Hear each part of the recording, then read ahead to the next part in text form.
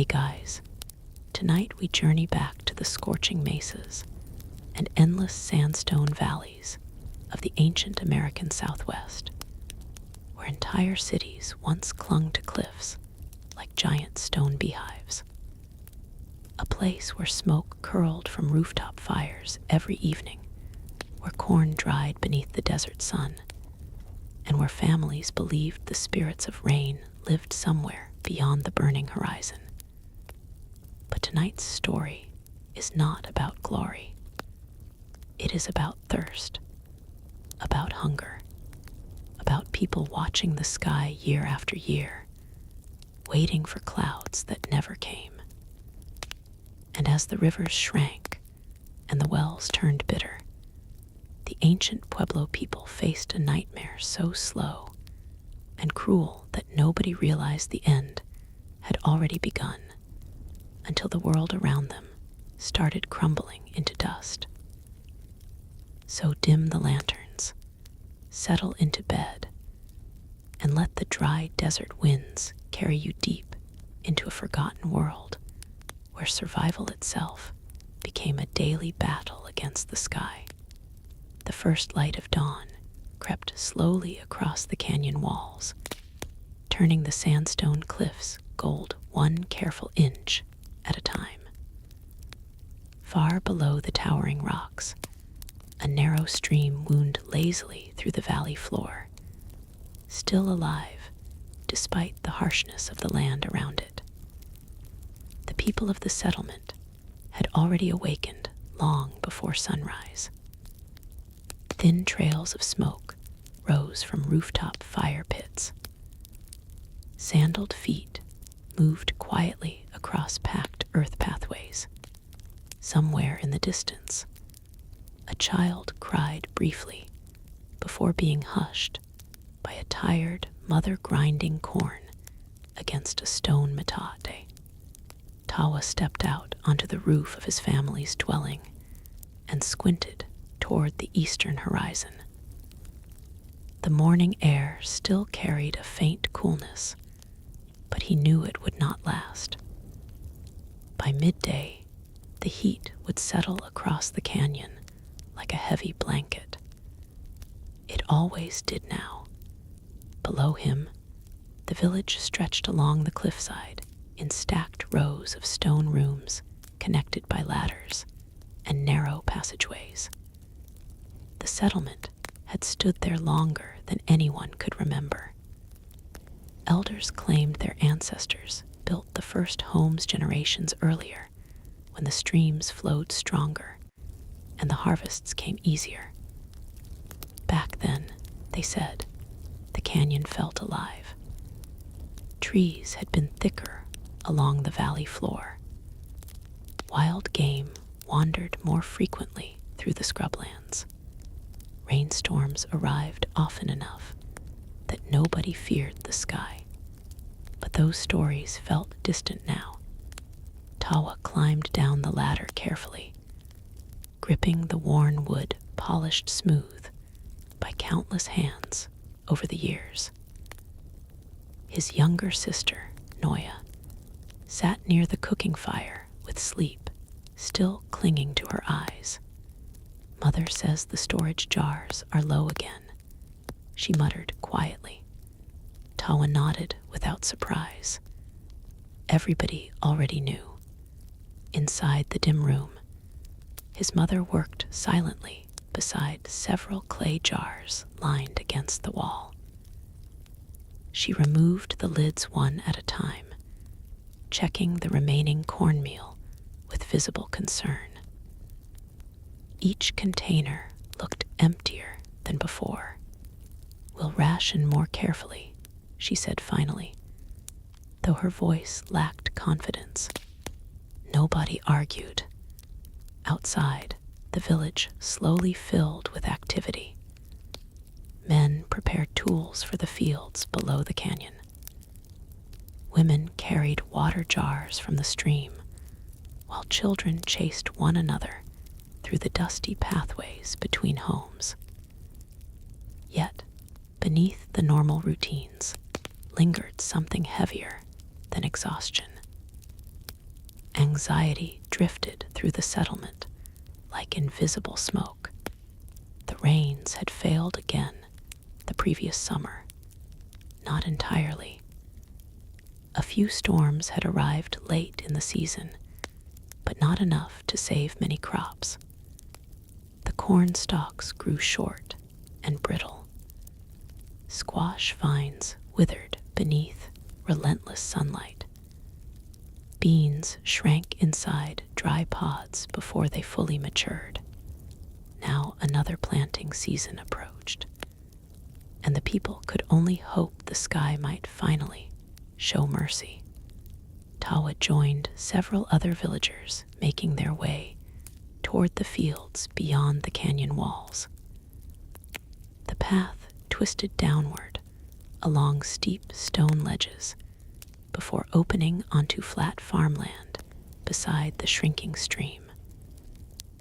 Already, the earth looked tired. Cracks spread through the soil like spider webs.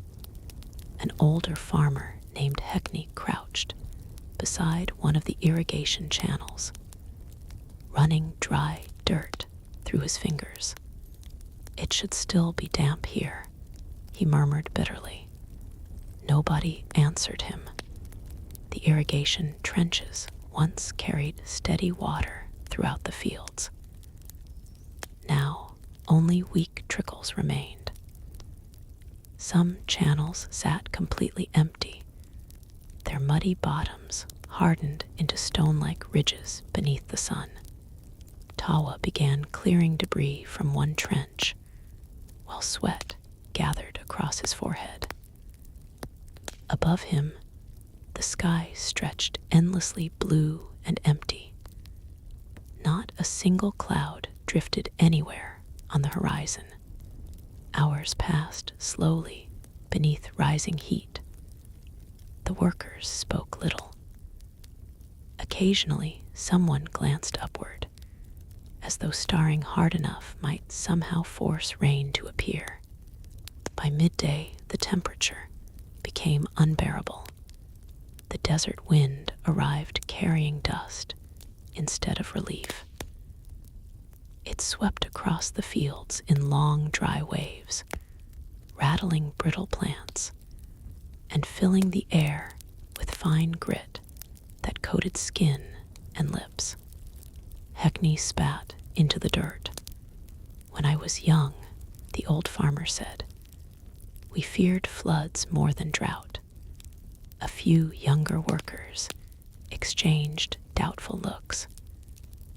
Floods sounded almost mythical now. Back in the village, preparations were already underway for another rain ceremony. The spiritual leaders believed the Kachina spirits still listened to prayers if the people remained respectful and devoted. Colorful masks hung inside ceremonial rooms carved deep into the cliffside. Feathers, painted gourds, and sacred objects rested carefully beside fire pits blackened by generations of rituals. That evening, the villagers gathered inside the central plaza as shadows stretched long across the canyon walls. Children sat quietly beside their parents, while elders burned herbs that released bitter smoke into the cooling air. The dancers emerged slowly from the ceremonial chamber, wearing elaborate masks and layered garments decorated with symbols of clouds, lightning, birds, and flowing water. Drums echoed softly against the cliffs. Tawa watched beside his family while the ceremony unfolded beneath fading sunlight. The dancers moved rhythmically in circles, their footsteps stirring dust from the plaza floor. Chanting rose and fell in hypnotic waves. For a brief moment, the entire village seemed united by hope. If the spirits heard them, Perhaps the rains would return. Perhaps the fields could still survive. Perhaps the children would not know hunger by winter.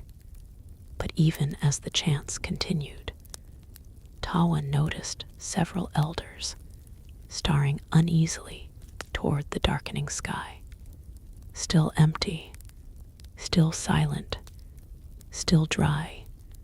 Later that night, after the ceremony ended, Tawa climbed alone to a high ledge overlooking the canyon. The stars above appeared impossibly sharp in the desert darkness.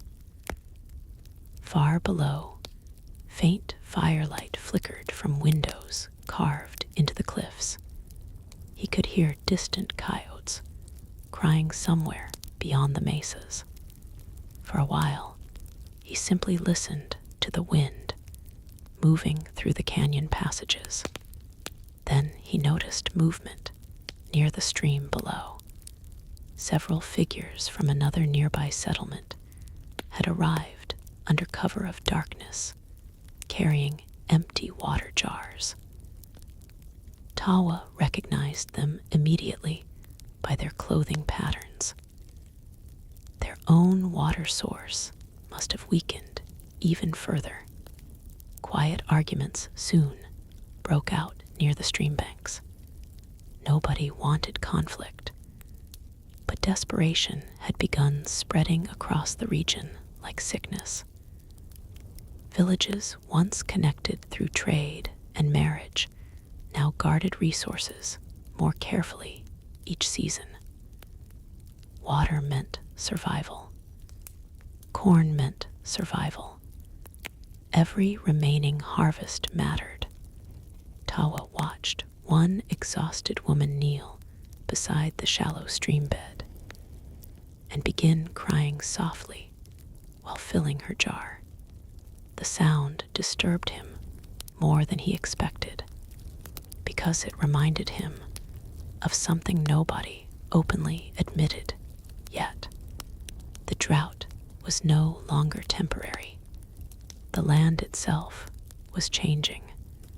Days turned into weeks. Heat settled deeper into the canyon. Dust coated everything. The stream narrowed further until some sections barely moved at all. Farmers dug deeper irrigation channels, but many fields still failed. Food stores continued shrinking. Families began eating smaller meals. Children complained constantly of hunger. Hunting parties traveled farther into the wilderness, searching for deer or rabbits, often returning empty-handed after days beneath the brutal sun. Then the sickness started. It began quietly among the elderly and very young. Dehydration weakened them first. Dust filled their lungs. Several children developed fevers after drinking stagnant water from shallow pools left along the stream. The healers tried everything they knew.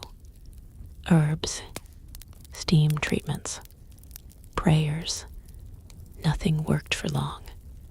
One evening, the village gathered for a funeral beside the canyon walls. A little girl no older than 5 had died during the hottest week of the summer. Her mother could barely stand, while relatives supported her trembling body. Nobody spoke above whispers during the burial rites.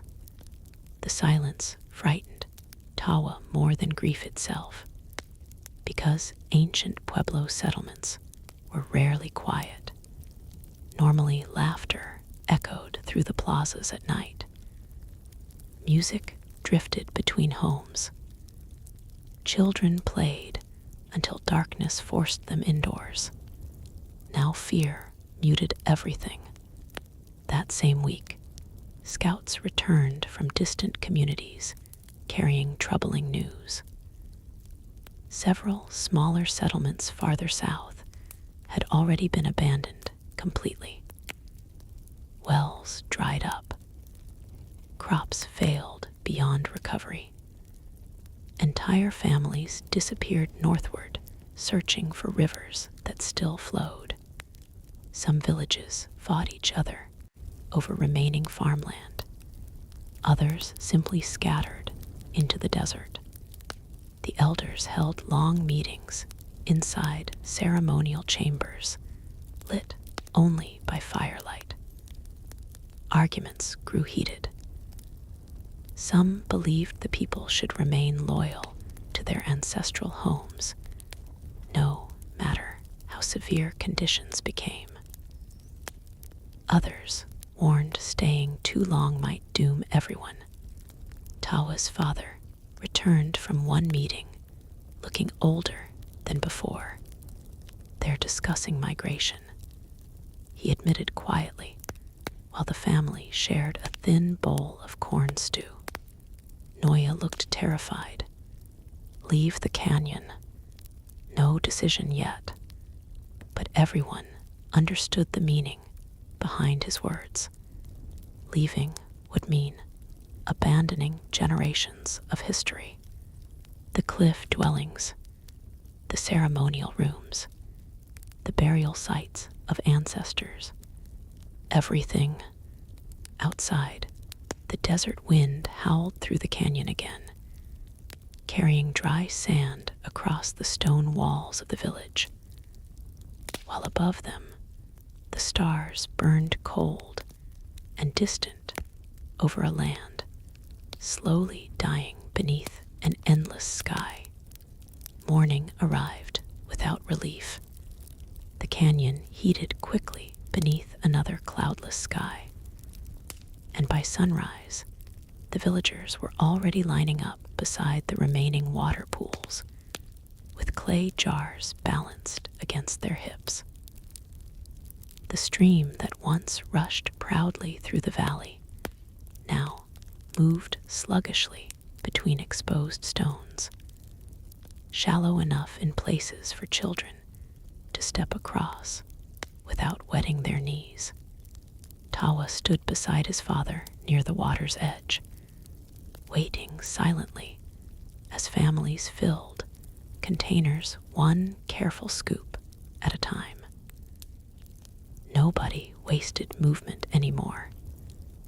Even small spills drew frustrated glances. An argument suddenly erupted farther upstream. Two men from neighboring settlements shouted over access to one of the deeper pools. Their voices bounced sharply against the canyon walls, while several others rushed forward, trying to calm them before violence spread. You already took water yesterday. One man barked angrily. Our children are thirsty too, the other replied. Tawa watched both men carefully. Only a year earlier, they would have greeted each other as trading partners. Their families had shared meals during festivals. Now exhaustion and fear hollowed their faces until they barely looked human beneath the dust. The confrontation ended only after village elders intervened, though the tension remained hanging heavily in the air long afterward. Nobody trusted the future anymore. Back inside the settlement, the heat trapped itself between the stone walls and narrow passageways. Smoke from cooking fires drifted lazily overhead. Women worked quietly grinding corn, while elderly men repaired cracked roofs using mud that dried almost instantly beneath the sun. Even the children played differently now.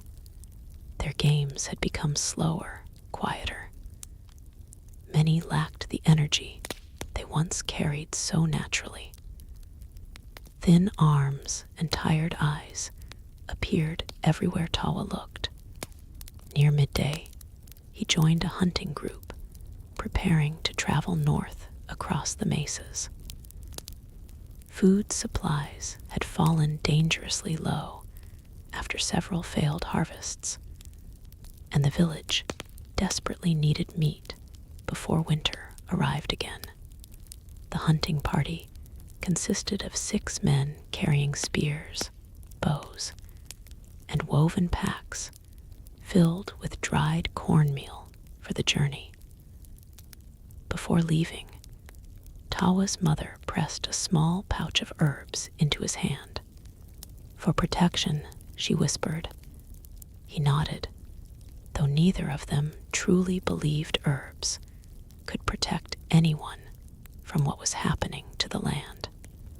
The hunters climbed out of the canyon beneath blazing sunlight. From above, the settlement looked almost swallowed by the cliffs themselves. Rows of stone dwellings tucked into the canyon walls like hidden nests built by desperate birds. Beyond the canyon stretched endless desert, dry mesas, scattered juniper trees, red rock formations glowing beneath waves of heat. As they traveled northward, Tawa noticed signs of hardship everywhere. Dead shrubs crumbled beneath their sandals. Animal tracks appeared far less frequently than in previous years. Even insects seemed scarce. By afternoon, they reached an abandoned farming village overlooking a dry wash. Nobody spoke as they explored the empty homes. Doors hung crookedly from cracked walls. Storage jars sat shattered across dusty floors. Wind moved softly through vacant rooms, once filled with families and laughter. One of the hunters crouched beside a child's woven sandal, half buried in dirt. They left quickly, he murmured. Tawa stepped into what had once been a ceremonial chamber. Smoke stains still marked the ceiling above an extinguished fire pit. Painted symbols decorated the walls, faded now beneath dust and neglect. For a moment, he imagined the people who once gathered there, praying, singing, begging the spirits for rain, then eventually giving up.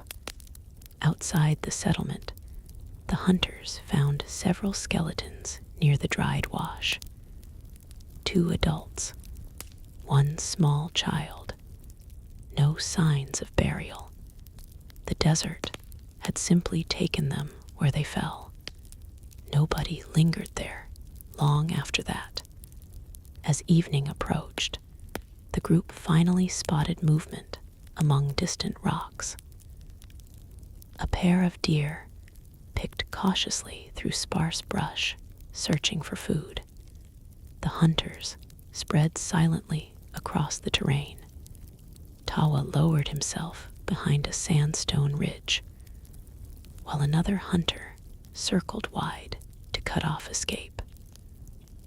Sweat rolled down his neck despite the cooling air. The deer suddenly lifted their heads.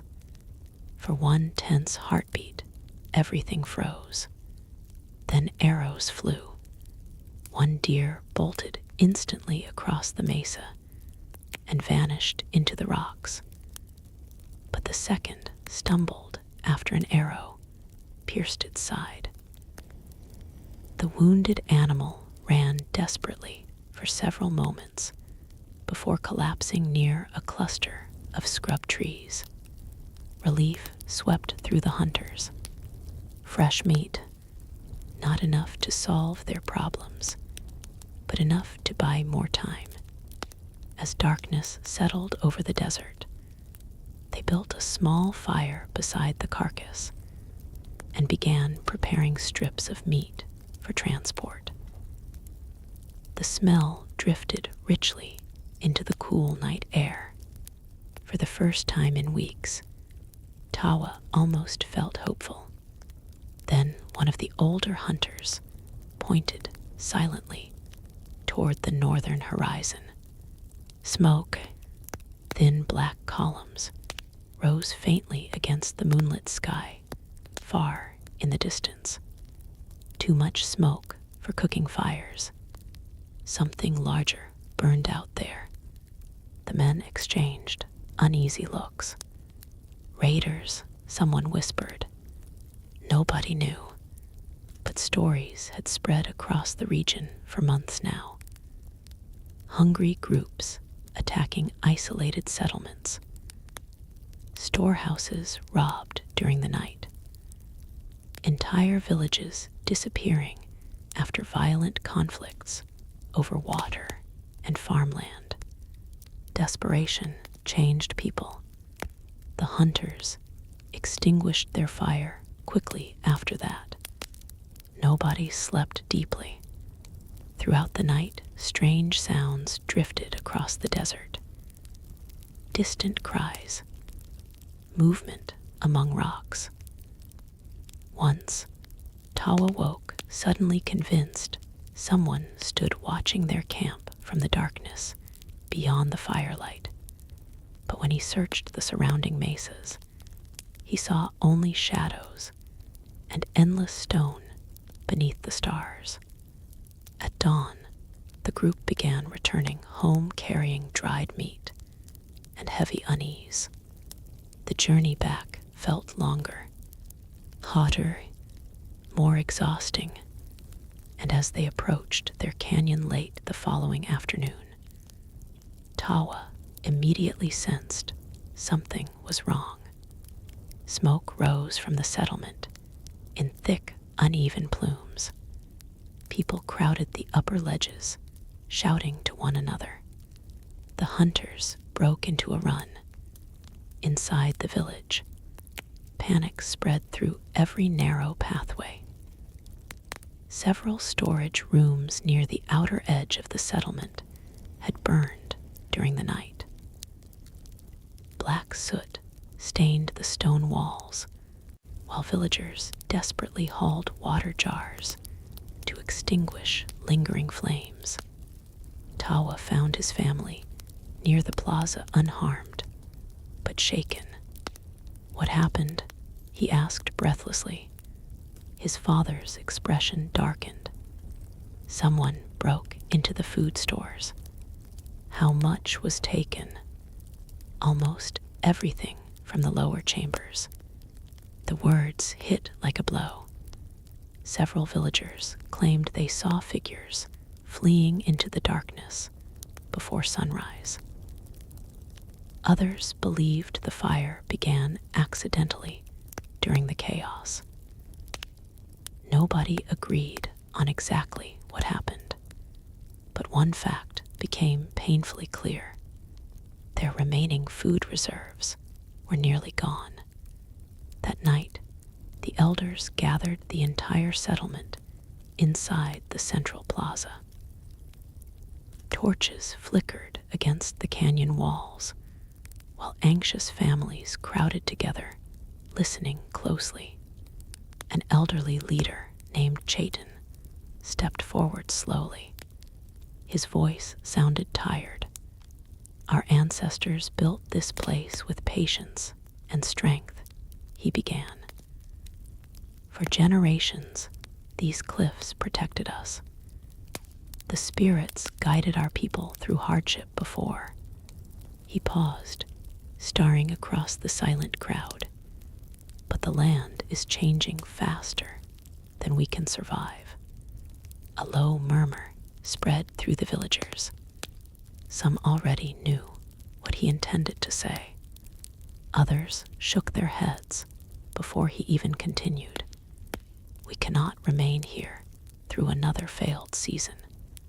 The plaza erupted instantly. Voices shouted over one another. Some protested angrily. Others cried openly. One man accused the elders of surrendering too easily, while another demanded they leave immediately before starvation worsened.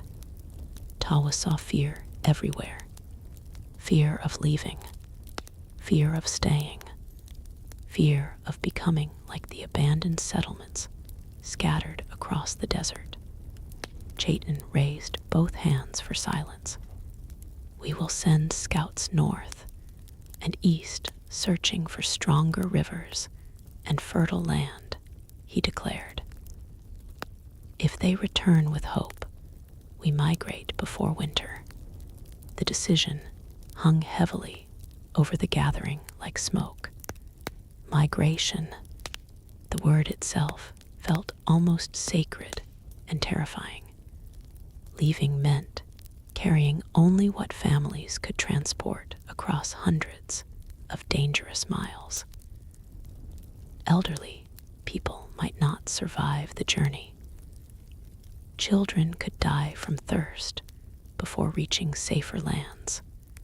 Yet staying behind might prove worse. After the meeting ended, villagers wandered silently back toward their homes. Some argued quietly with relatives.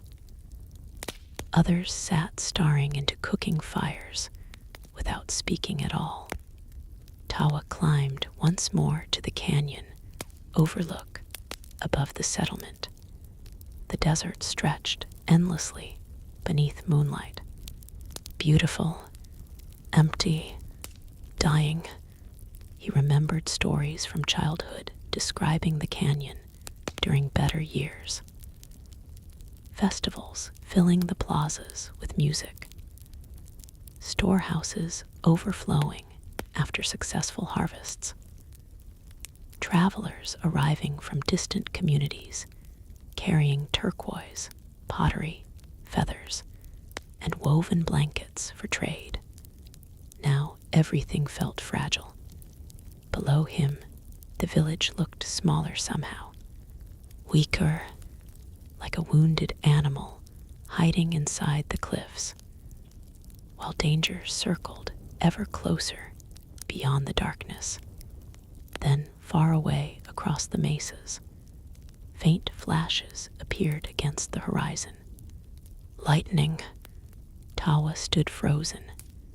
A storm. For several long moments, hope surged through him, so suddenly it almost hurt. But no thunder followed. No clouds rolled across the sky. Only distant, dry lightning, flickering silently above the desert, without rain. The cruelest kind. He watched until the flashes finally disappeared beyond the horizon, leaving the canyon once again beneath a cold sky empty of mercy, while somewhere deep below, the last great Pueblo settlement waited nervously for a future nobody could yet imagine. The scouts departed 3 mornings later, just before sunrise. Nobody celebrated their leaving. Families simply gathered quietly near the canyon entrance, while the chosen travelers adjusted woven packs across their shoulders and checked water skins one final time. Each scout carried dried meat, cornmeal, stone knives, and small turquoise charms blessed by the spiritual leaders during the night.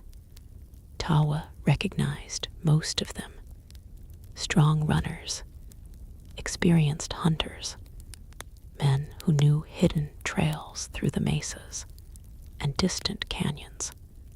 If anyone could locate surviving rivers or fertile land, it would be them.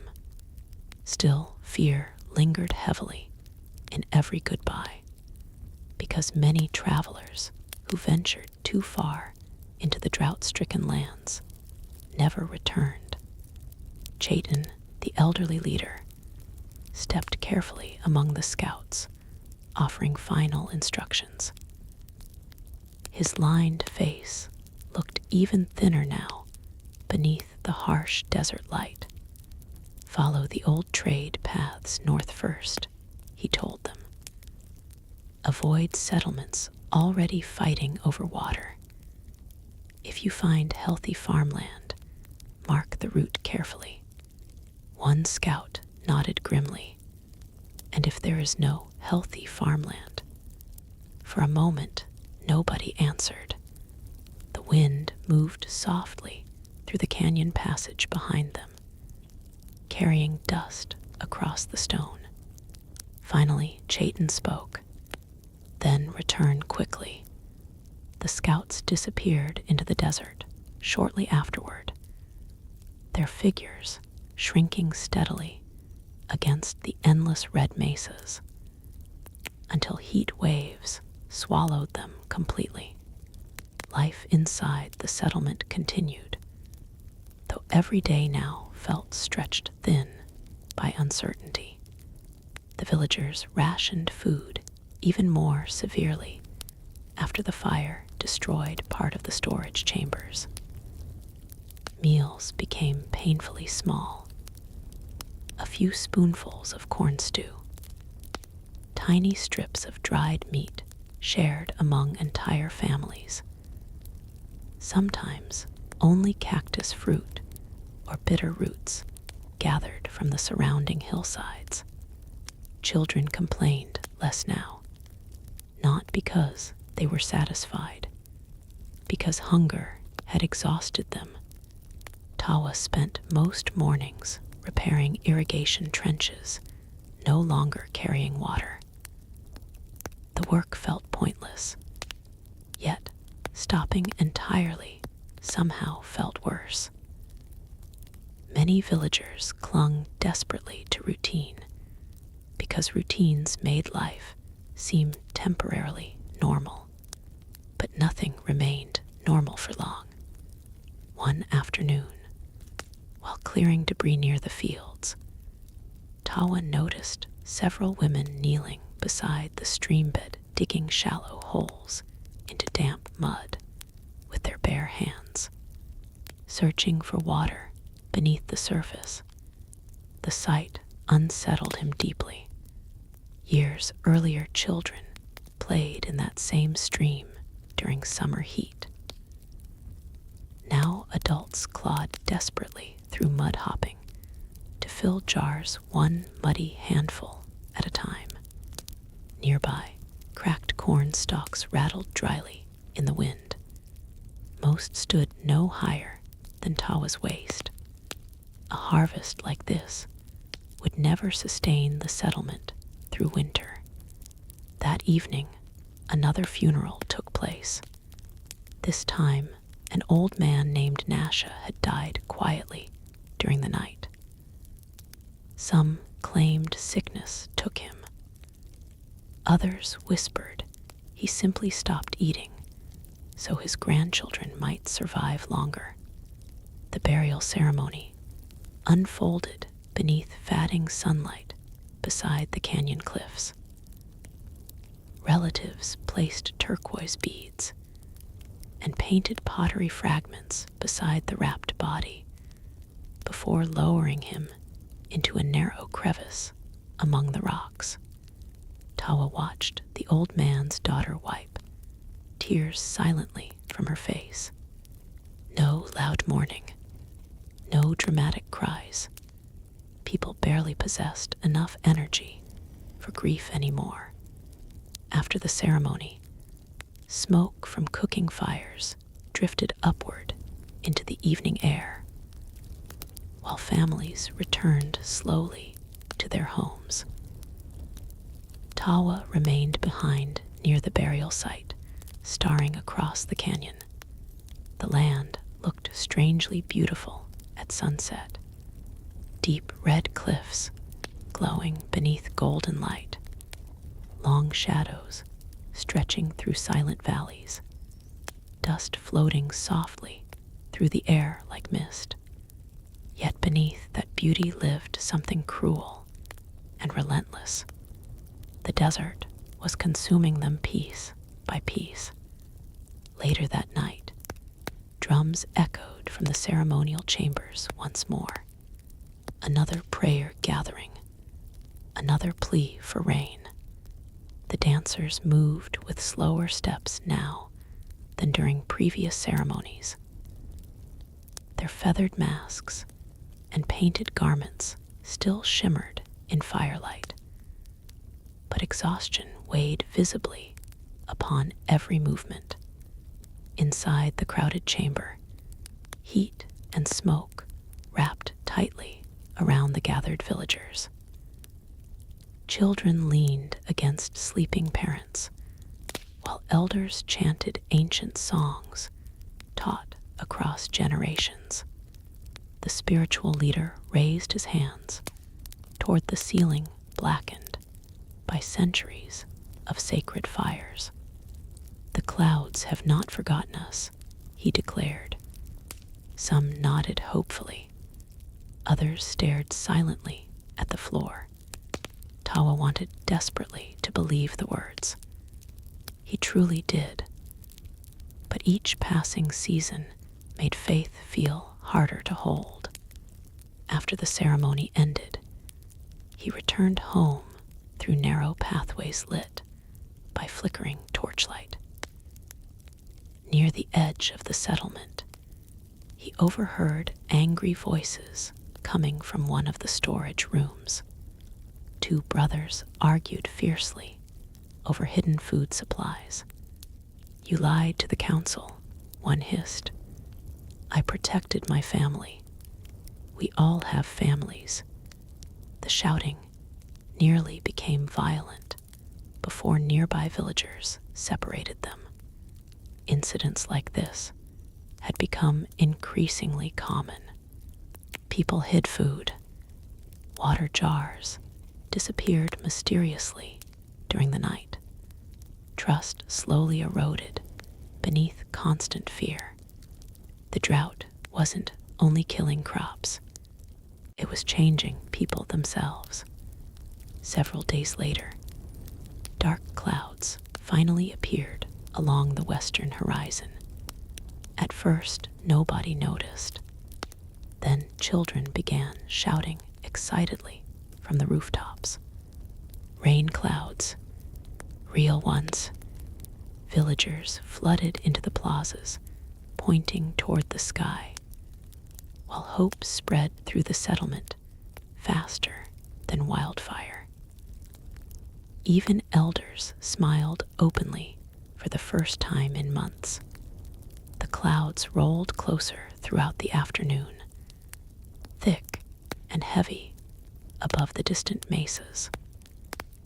Cool wind swept through the canyon, carrying the scent of moisture. People laughed, prayed. Some cried openly with relief. Tawa's sister, Noya, stood beside him, clutching his arm tightly. "It's coming," she whispered. For hours, the entire settlement waited beneath darkening skies. Then thunder finally cracked across the canyon. The sound echoed enormously between the cliffs. Children screamed with excitement. Several villagers raised their hands toward the heavens. As the first cold drops struck the dusty ground, rain, actual rain. Tawa closed his eyes as water touched his face for the first time in what felt like forever. But the storm changed suddenly. The wind intensified violently. Lightning split the sky again and again. Then rain began falling harder than anyone expected. Too hard. Water rushed down canyon walls in muddy torrents. Dry ground failed to absorb the sudden flood. Irrigation trenches overflowed almost instantly, while debris and loose rocks thundered downhill. Panic replaced celebration. "Get inside." People scrambled through the settlement, carrying children and supplies. as floodwaters surged across lower pathways. Several ladders collapsed beneath rushing mud. The narrow stream transformed within minutes into a roaring brown river. Tawa helped his mother and sister climb toward higher dwellings, while thunder shook the canyon overhead. Nearby, terrified villagers shouted warnings as part of an outer storage wall crumbled beneath the force of water. A young boy slipped near one flooded passage. Tawa lunged forward, barely catching the child's arm before the current dragged him away. The storm raged through the night. Rain hammered the canyon relentlessly, while lightning illuminated chaos across the settlement in blinding flashes. Water poured from rooftops. Mudslides crashed against lower walls. Families huddled together inside dark rooms, praying the cliffs themselves would hold. By dawn, the storm finally weakened. An eerie silence settled across the canyon afterward. Tawa stepped carefully outside and stared in disbelief. The settlement looked wounded. Flood debris covered pathways. Several homes near the lower levels had partially collapsed. Irrigation channels were destroyed beneath mud and scattered stone. But the stream flowed strong again. Clear water rushed loudly through the valley below. For the first time in years, villagers emerged slowly from their homes, staring at the water, almost fearfully, as though uncertain whether to trust what they saw. Some laughed with relief. Others simply sat down and wept. For several brief days, hope returned fully to the canyon. The fields drank deeply from soaked earth. Children splashed in shallow pools left beside the stream banks. Farmers hurried to plant whatever seeds remained before the moisture vanished.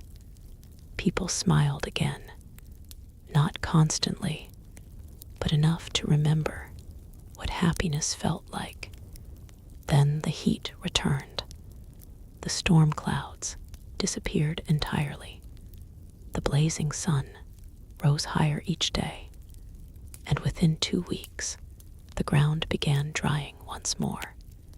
Cracks reopened across the fields. Water levels dropped steadily. Freshly planted crops withered beneath relentless sunlight before roots could strengthen. The great storm had not ended the drought. It had only interrupted it. That realization broke something inside the settlement. Arguments increased sharply afterward. Several families openly discussed leaving before the scouts even returned.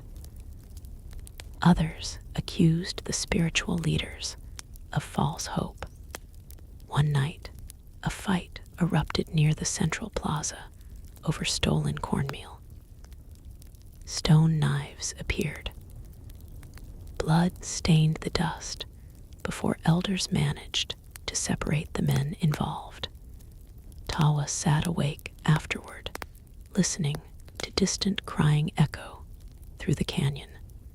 The village felt different now, more frightened, more dangerous, as if the brief taste of hope followed by disappointment had damaged people worse than the drought itself.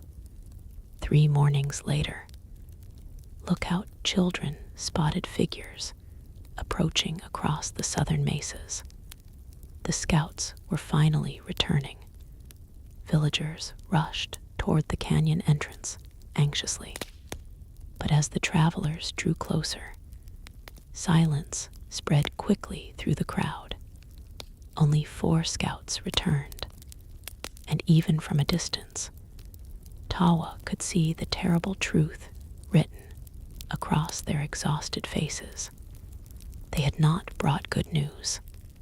The 4 surviving scouts entered the canyon slowly beneath the crushing afternoon heat, their sandals coated white with desert dust. Nobody rushed forward cheering. Nobody smiled.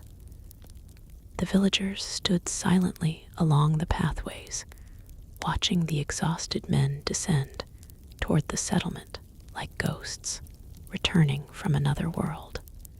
Tawa immediately noticed how thin they looked. One scout limped heavily, using a broken spear as support. Another carried his arm tightly wrapped in stained cloth. Their eyes seemed hollow, unfocused, as though part of them still wandered somewhere far out among the empty mesas. Chayton stepped forward first. "Where are the others?" The oldest scout lowered his head before answering. "Dead." The words spread quietly through the crowd, like cold wind. Several families began crying immediately. One woman collapsed beside the pathway after hearing her husband would not return. Nearby children clung tightly to their mothers without fully understanding what had happened. The scouts were led toward the central plaza, where water and food waited for them. Villagers gathered close, desperate for news despite fearing it. Tawa stood near the back beside his father, while the exhausted men drank slowly from clay cups. Finally, Chayton spoke again. "Tell us everything." For a long moment, nobody answered. Then the wounded scout lifted his tired face toward the gathered villagers. "The drought stretches farther than we imagined," he said quietly. "Entire valleys are abandoned. Wells have collapsed. Rivers have become mud." Murmurs spread across the plaza. "We followed the northern trade paths for many days," the scout continued. "At first, we found only empty villages. Then, farther east, we discovered settlements still occupied." His voice darkened. "They no longer welcome strangers." Another scout pulled aside his cloak, revealing a deep cut across his shoulder. "They attacked us near a canyon spring." Gasps rippled through the crowd. "We offered trade," the man said bitterly. "They answered with arrows." Tawa felt his stomach tighten. The stories had been true after all. Communities once connected through trade and ceremony were now turning against one another for survival. Chayton's expression remained grim. "Did you find fertile land anywhere?" The plaza fell, completely silent, waiting for the answer. The lead scout hesitated. "North of the Great Cliffs," he said eventually. "There are still rivers flowing there, forests too, but the journey is long." "How long?" "Many weeks on foot, perhaps longer with families." Uneasy whispers spread instantly. A migration that far would be brutal, even during healthy years. In their weakened condition, many people might die before reaching safety, yet remaining behind seemed equally dangerous. "There's more," the scout added softly. Nobody liked the sound of that. "We are not the only people searching for those lands." That night, the settlement barely slept. Families argued quietly inside cramped rooms lit by fading firelight. Some demanded immediate migration before food vanished completely. Others feared abandoning the canyon would doom the elderly and young children during the journey. Tawa listened while his parents spoke in low voices near the cooking fire. "If we stay another winter, people will starve," his father muttered. His mother stared at the wall silently. "And if we leave?" Neither answered. Outside, the canyon wind moved softly between the stone dwellings, while somewhere nearby, a baby cried weakly through the darkness. The next morning, Chayton called another council gathering inside the central plaza. The atmosphere felt tense from the beginning. Dozens of villagers crowded together beneath the harsh sun, while elders formed a circle near the ceremonial chamber entrance. Several armed men stood watchfully along the edges of the gathering now, something unheard of only a few years earlier. Chayton raised his hands for silence. "Our scouts found hope to the north," he began. "But reaching those lands will test every one of us." A younger man interrupted sharply. "And if we wait longer, there will be nothing left to save." Several people shouted agreement. Others protested immediately. "We cannot force old people and children across the desert. My father cannot survive such a journey. What about the sacred chambers? The ancestors belong here." Voices crashed together chaotically until Chayton shouted loud enough to silence everyone. "If we divide now, we all die." The words struck the plaza heavily. Nobody argued after that. One by one, elders began discussing preparations for migration. Food rationing would intensify immediately. Water containers needed repair. Families must decide what possessions deserved carrying and what must be abandoned forever. That realization affected people more painfully than expected. Abandoning the canyon no longer felt like distant possibility. It was becoming real. Throughout the following days, the settlement transformed into a place of preparation and mourning. Women stitched travel packs from woven fibers. Hunters repaired weapons for protection along the journey. Potters selected only the strongest storage jars, small enough to carry. Everywhere people sorted through their lives, deciding what mattered most.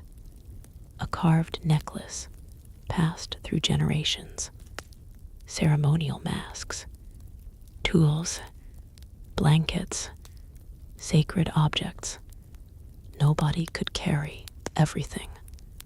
Tawa helped his family clear one storage room where old pottery lined the walls beside bundles of dried herbs and woven baskets. His mother lifted a painted jar carefully into her hands. "This belonged to your grandmother," she whispered. Cracks spread across its surface from age. Tawa already knew what she was thinking. It was too fragile to survive the journey.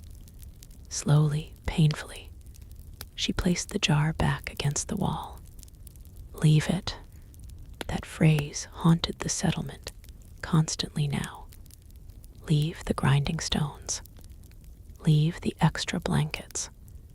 Leave the heavy carvings. Leave the homes. Leave the ancestors. buried within the cliffs. Even the children sensed something sacred was ending. Noya wandered the village each evening, touching familiar walls and pathways, as though trying to memorize them forever. One afternoon, Tawa climbed to the highest overlook above the canyon, while below him, villagers moved through the settlement, preparing for departure. From there, he could see almost everything. The cliff dwellings glowing red beneath sunlight, the narrow stream still flowing weakly through the valley, smoke rising lazily from rooftop fires. It looked peaceful from a distance, but he knew the truth hidden beneath that calm surface. The settlement was dying. As he stood there, footsteps approached behind him. It was Hackney, the elderly farmer. The old man lowered himself carefully onto a nearby rock with visible effort. "I used to come here with my sons," Hackney said quietly. Tawa remained silent. "We planted fields so wide the valley turned green every summer." The old farmer smiled faintly at the memory. You could hear children laughing from sunrise until dark. His expression slowly faded again. "One by one, my sons left during the drought, searching for work, trade, anything." He stared across the canyon. None returned. Tawa glanced toward him carefully. "Do you think the northern lands are real?" Hackney shrugged weakly. "They exist. Whether we reach them is another question." The words lingered heavily between them. Below the overlook, drums suddenly echoed from the ceremonial chambers. Not celebration, funeral drums. Both men turned toward the sound, instinctively. Another death. They descended toward the plaza, where villagers already gathered solemnly. Outside one of the lower dwellings, a teenage boy named Keel had died from fever during the night after drinking contaminated water several days earlier. His mother knelt beside the doorway, weeping openly, while relatives prepared the body for burial. Tawa recognized Keel immediately. They hunted rabbits together as children. Now his thin face looked strangely peaceful beneath the burial cloth. The ceremony felt shorter than older funerals once did, almost rushed. Too many people were dying now for lengthy mourning rituals. That realization chilled Tawa more deeply than the death itself. As sunset approached, dark shapes appeared circling high above the canyon. Vultures, dozens of them. The birds rode warm air currents silently, while villagers below watched uneasily. An old woman beside Tawa muttered a prayer beneath her breath. Even nature itself seemed to sense weakness settling over the settlement. That night, long after darkness covered the canyon, Tawa woke suddenly to shouting outside. He grabbed a stone knife and rushed into the narrow pathway. Several villagers carrying torches hurried toward the lower storage chambers. "Raiders," someone shouted. Panic exploded instantly. Men armed themselves with bows and spears, while families barricaded doorways. Tawa followed the crowd toward the outer edge of the settlement, where flames flickered wildly against the canyon walls. A group of strangers, had entered the lower terraces, attempting to steal food and water. They looked desperate rather than organized, thin, starving, half feral beneath layers of dust. But desperation made them dangerous. Arrows flew through the darkness.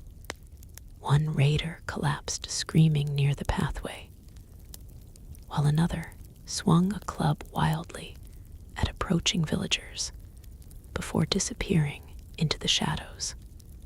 Tawa saw his father wrestling one intruder near a storage room doorway.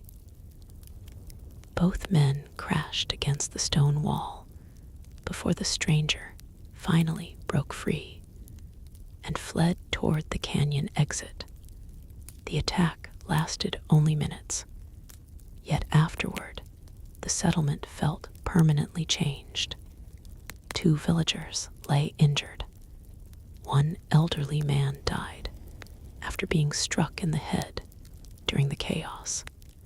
The raiders escaped with little food, but that no longer mattered most. Now everyone understood something terrifying. The outside world was collapsing too. If starving strangers already risked attacking cliff settlements guarded by narrow pathways and steep walls, conditions beyond the canyon must be even worse than the scouts described. Before dawn, Chaitin gathered the remaining elders once more. This time, the decision came quickly. They would leave within 5 days. No more waiting. No more hopping for rain. The canyon that protected generations of Pueblo families could no longer protect them from hunger, violence, and the slow death spreading across the desert. And as the first weak sunlight crept across the sandstone cliffs that morning, the people of the ancient settlement began preparing to abandon the only home most of them had ever known. The final 5 days passed through the canyon like a strange dream. Everywhere Tawa looked, people carried bundles through the narrow stone pathways. Rope straps creaked against woven packs stuffed with blankets, tools, dried food, and precious belongings chosen from entire lifetimes. Families spoke quietly while deciding what deserved saving and what must remain behind forever. The settlement no longer felt like a living village. It felt like a body, slowly preparing for burial. At sunrise on the first day, groups of women descended carefully toward the stream one last time to wash clothing and refill every available water jar. Children gathered firewood from the surrounding hillsides, while hunters searched desperately for anything edible before the journey began. The remaining food was counted carefully inside the central plaza. Not much, a few baskets of cornmeal, strips of dried deer meat, seeds protected in sealed clay containers. Enough, perhaps, for part of the journey north, if rationed strictly. Not enough for comfort. Tawa spent most of the morning helping dismantle ladders connecting the upper terraces. The wood would serve as carrying poles and walking staffs once they left the canyon. As he loosened one ladder from the cliff wall, he suddenly realized generations of hands had touched that same wood before him. Children climbing home at dusk, farmers returning from the fields, mothers carrying sleeping bobbies. Now the ladder would leave with them, one more piece of the settlement stripped away. Below him, Noya wandered slowly through the plaza, clutching a small woven doll. She refused to abandon despite their mother insisting. There was no room for unnecessary items. "It stays with me," Noya declared stubbornly. Their mother sighed, but eventually relented. Nobody possessed enough strength left for pointless arguments. That afternoon, smoke rose from several rooftops as families burned possessions too heavy to carry, but too sacred to leave for strangers or raiders. Ceremonial objects, worn blankets, broken carvings, the smell of cedar smoke drifted heavily through the canyon air. Tawa watched an old woman toss painted prayer sticks into the flames, while tears rolled silently down her face. Nearby, another family smashed cracked pottery jars against the rocks before departing, as though destroying them felt kinder than abandonment. The emotional weight pressing over the settlement became almost unbearable. People weren't simply leaving homes.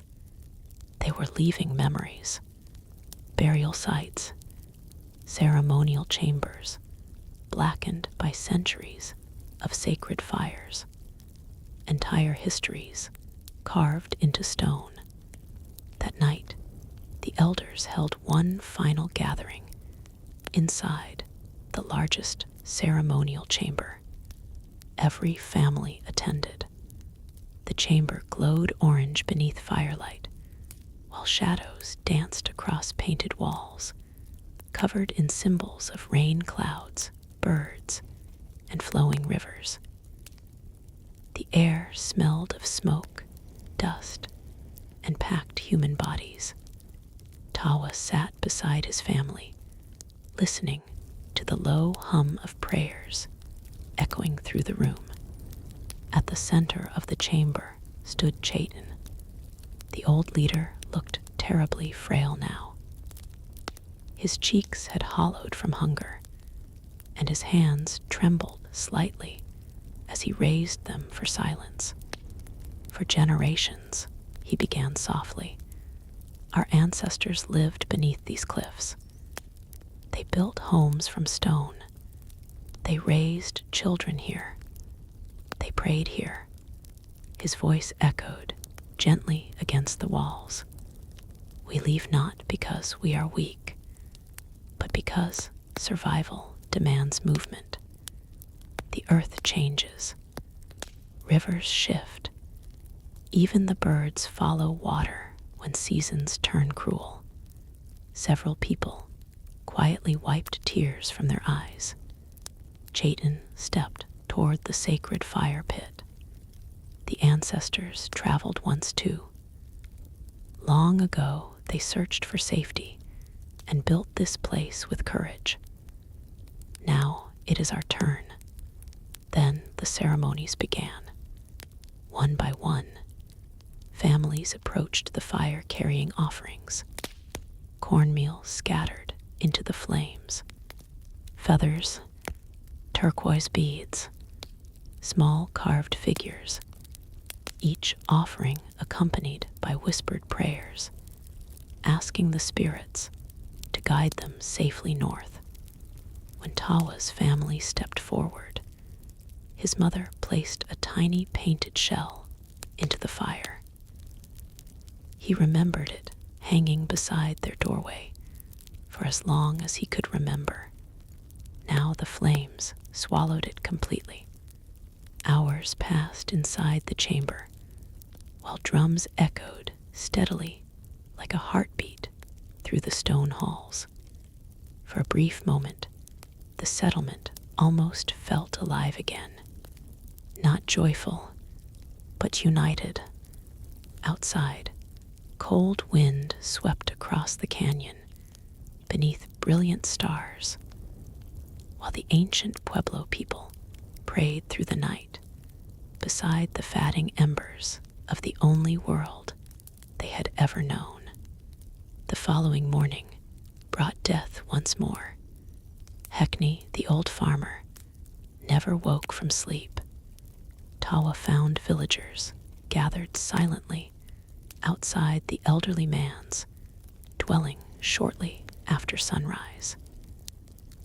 His body rested peacefully beneath a woven blanket, while nearby relatives prepared him for burial. Some whispered the old man's heart simply gave out. Others believed he chose not to continue. Perhaps both were true. Tawa stood quietly beside the doorway, remembering Hackney's stories about green fields and plentiful harvests. The old farmer had spent his entire life inside the canyon. Now he would never leave it. As the burial ceremony unfolded beside the cliffs, many villagers stared uneasily toward the horizon. Another reminder: the weak might not survive the migration. By the third day, the settlement itself began looking hollow. Many storage rooms stood empty. Cooking fires burned less frequently as food supplies dwindled further. Even the sound of voices seemed quieter, swallowed by the enormous canyon walls surrounding them. Then another problem emerged. Water levels in the stream dropped again. Rapidly, the brief storm weeks earlier had already faded completely from the land. The river shrank daily beneath relentless heat until exposed rocks appeared once more along the streambed. Panic spread quickly. Families rushed to refill jars before the water disappeared further. Arguments broke out near the remaining pools. One man struck another with a clay jug during a dispute over water access before elders separated them. Tawa noticed something disturbing that evening while walking near the canyon entrance. Several villagers had begun hiding supplies secretly away from others. Extra cornmeal buried beneath floor stones, private water containers concealed behind walls.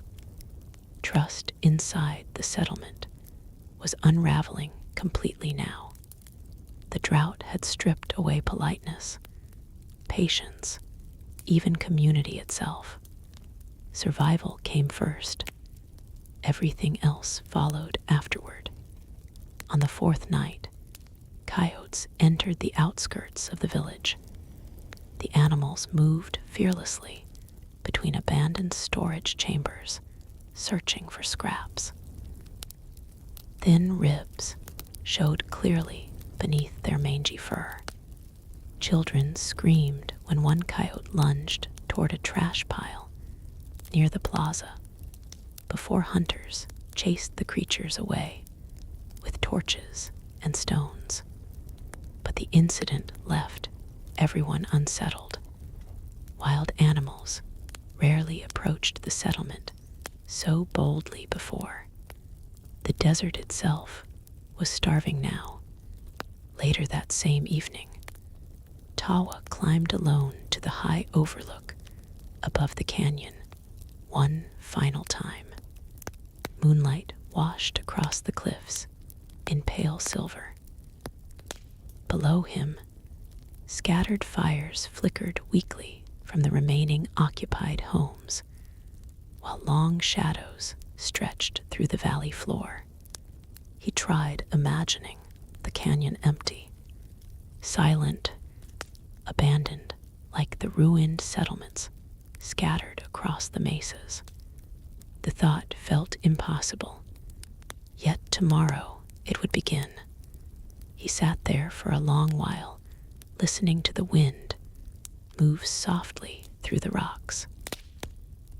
Somewhere far below, water trickled faintly through the dying stream. Then footsteps approached behind him. Noya, she carried her little woven doll, tucked beneath one arm. "You didn't say goodbye yet," she whispered. Tawa looked back toward the settlement. "I don't know how." Noya sat beside him quietly. After a moment, she pointed toward the stars overhead. "Do you think the ancestors can still find us if we leave?" The question struck him harder than expected. He stared upward at the endless sky, searching for an answer he didn't possess. Finally, he spoke softly. "I think they'll follow us." Noya nodded, as though satisfied by that. Together, they remained on the overlook until cold desert wind forced them back toward the sleeping village below.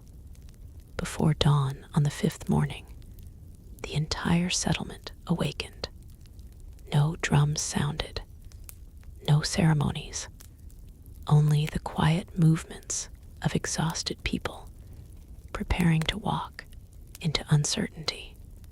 The eastern horizon slowly brightened, while families gathered near the canyon entrance, carrying everything they still owned upon their backs.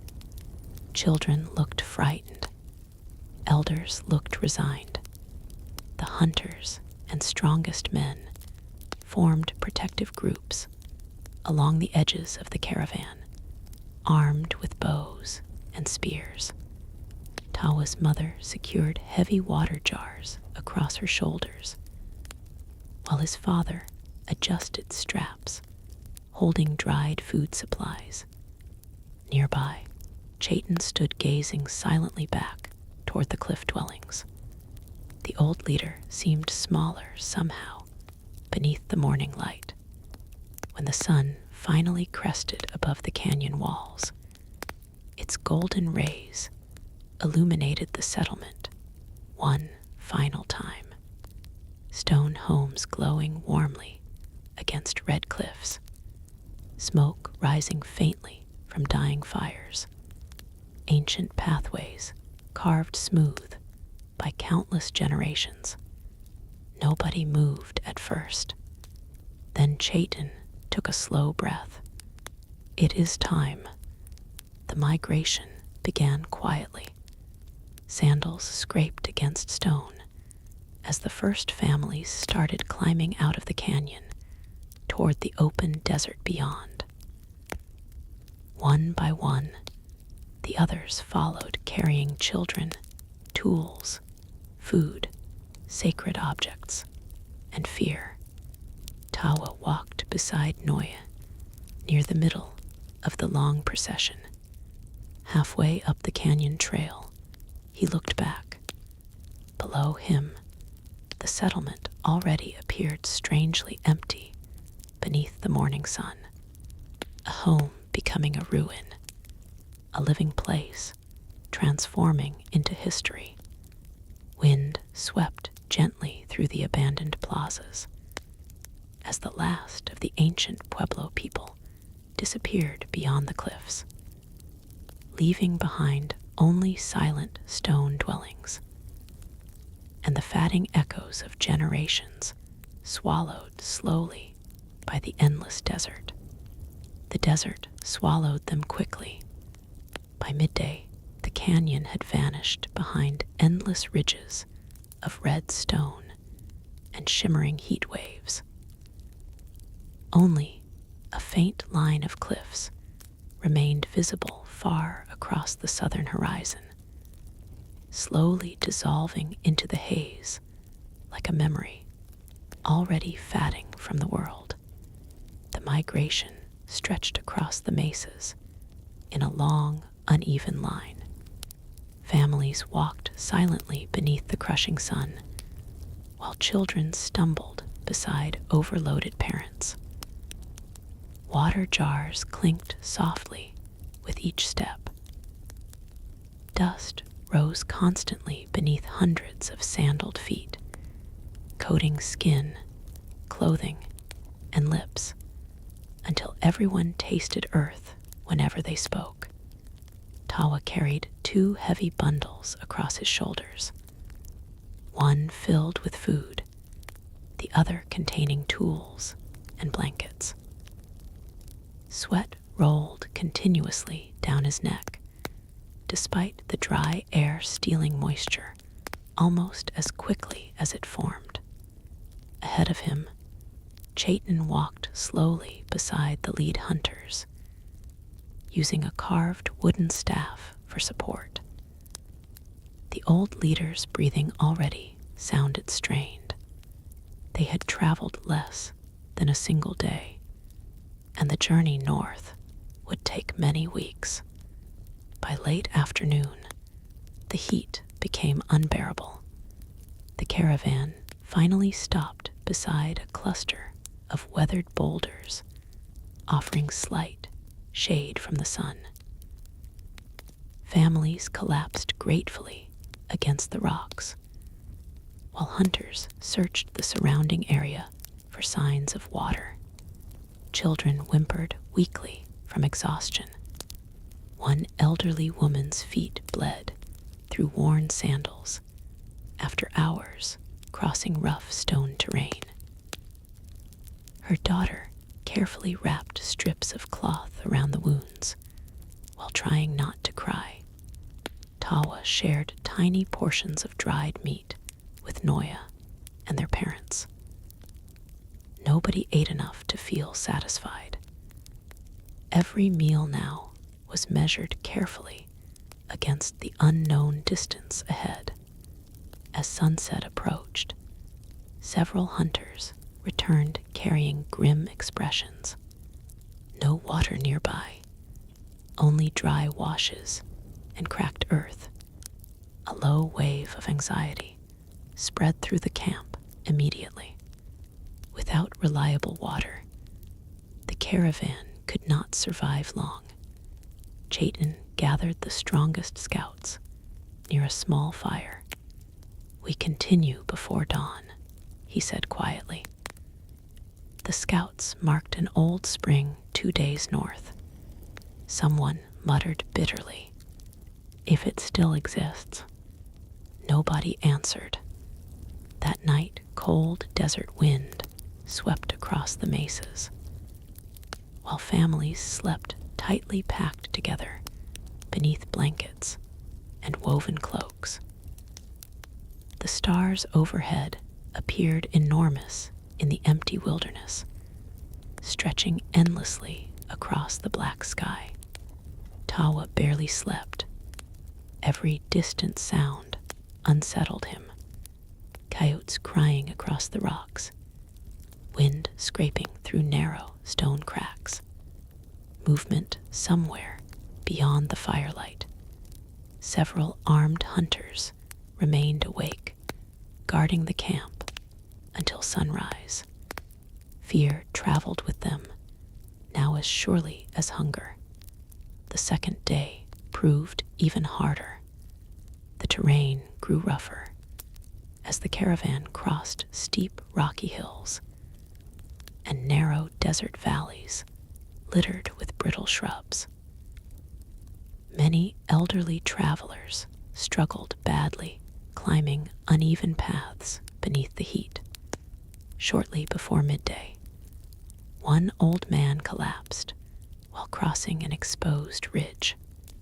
People rushed toward him instantly. His skin burned hot and dry beneath the sunlight. His breathing came shallow and uneven. Dehydration. The healers poured precious water against his lips, while relatives shaded him, using blankets stretched between walking staffs. For a moment, he seemed to recover slightly. Then his body simply stopped moving. Silence spread across the caravan. No one even cried immediately. Everyone looked too exhausted and frightened for tears. The dead man's family wanted proper burial rites, but the migration could not stop long beneath the brutal sun, so they buried him quickly beneath a pile of stones beside the trail. No ceremonial chamber, no sacred songs, only whispered prayers carried away by desert wind. As the caravan resumed moving northward afterward, Tawa noticed something changing among the people. Their silence deepened. Each traveler now understood the same terrible truth. Some of them would never reach the northern lands. By evening, the water supplies had become dangerously low. Children received priority first, followed by the elderly. Strong adults survived mostly on tiny mouthfuls carefully rationed from shrinking jars. Noya tried, pretending she wasn't thirsty, but Tawa saw her staring constantly toward every distant shimmer across the horizon, hoping it might be water. Most were mirages. The desert enjoyed cruel tricks. At sunset, the caravan finally reached the old spring marked by the scouts months earlier. Relief surged through the exhausted travelers when they spotted vegetation clustered between distant rocks. Trees, green plants, signs of moisture. Families hurried forward despite their exhaustion. Then they saw the spring itself, nearly dry.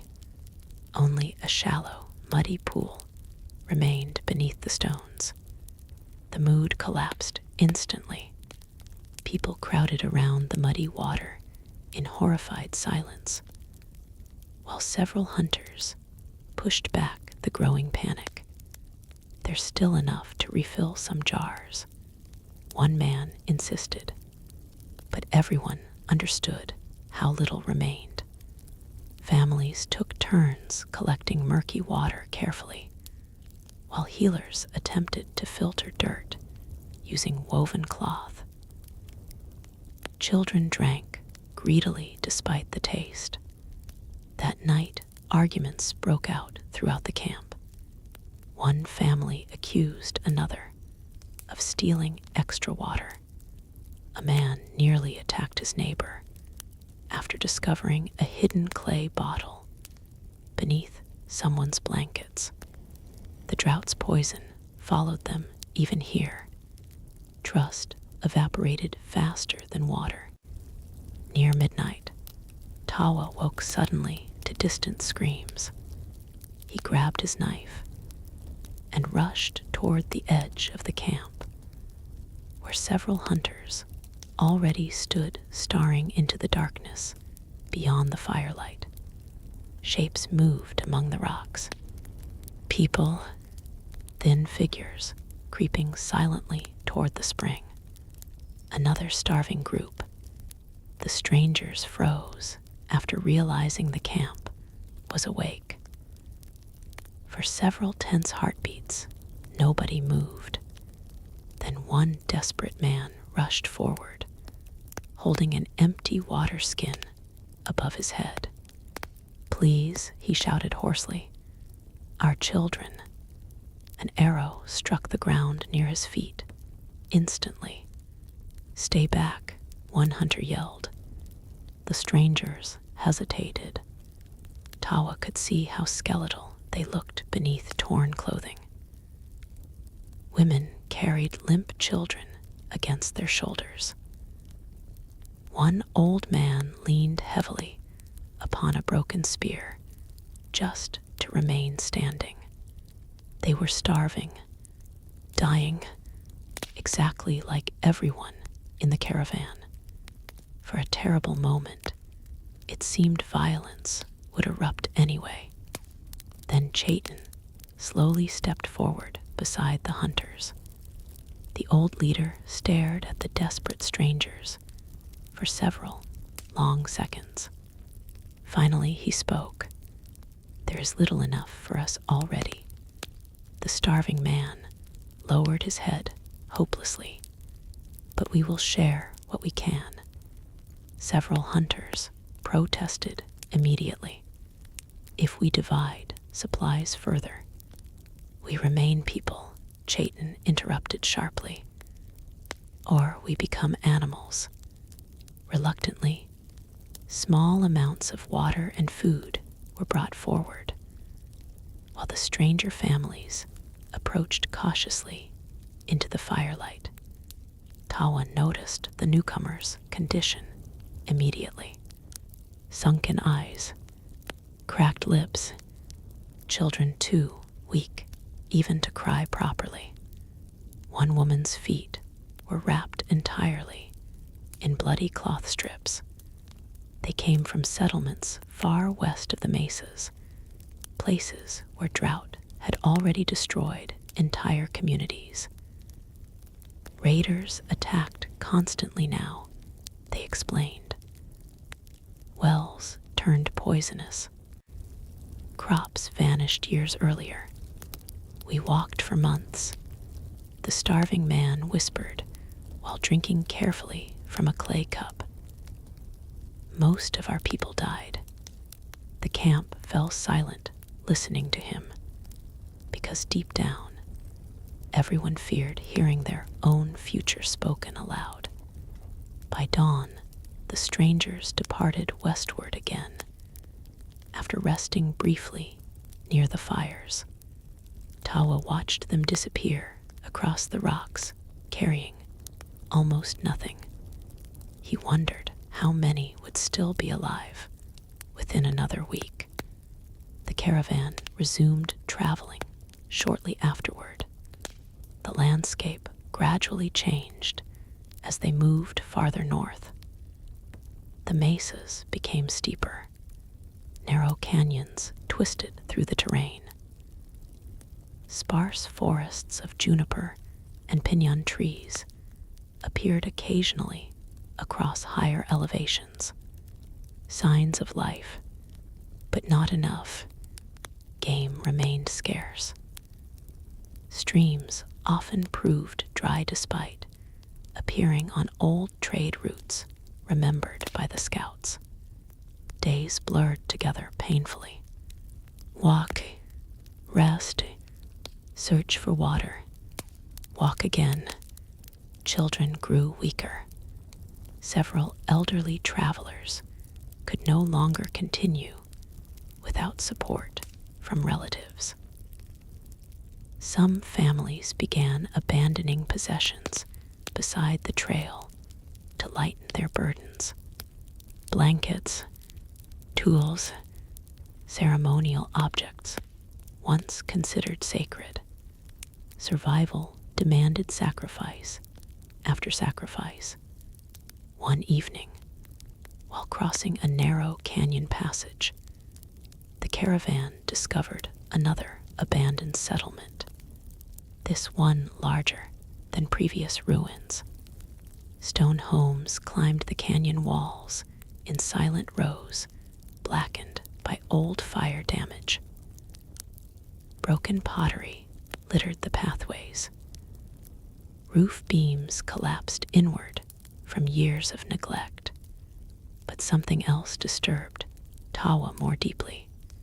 Skeletons remained, scattered among the ruins. Dozens of them, some inside homes, others near dried water channels. One small skeleton still clutched a cracked clay bowl against its chest. No burial rites, no survivors remaining to mourn them. The caravan moved through the ghost settlement in terrified silence. Children hid their faces against their mothers. Even hardened hunters looked shaken, because the ruins revealed something horrifying. Entire Pueblo communities were vanishing across the desert, not slowly over generations. All at once, that night, Nobody sang around the campfires. Nobody told stories. The travelers simply sat staring into the darkness, while cold wind moved through the abandoned stone dwellings surrounding them. Tawa lay awake beside his family, listening to the empty settlement creak softly around them. And somewhere beyond the ruined canyon, wolves howled beneath the stars, while the last migrating Pueblo families continued their desperate journey north through a dying world. Morning inside the abandoned settlement felt unnatural. The empty stone dwellings trapped silence strangely between the canyon walls, as though the dead still lingered there listening. Thin sunlight crept slowly across broken rooftops and scattered bones, while the migrating families prepared to continue northward. Nobody wanted to remain longer than necessary. Children avoided looking toward the skeletons lying among the ruins. Mothers guided them quickly through the pathways, while hunters scanned the canyon edges nervously for signs of raiders or predators. Tawa helped extinguish the campfires beside what once might have been a family home generations earlier. Black soot still stained parts of the walls from some ancient disaster. He tried imagining laughter echoing there long ago. Now only wind remained. Before departure, Chayton gathered several scouts near the canyon entrance. "We leave the main trade path today," the old leader announced quietly.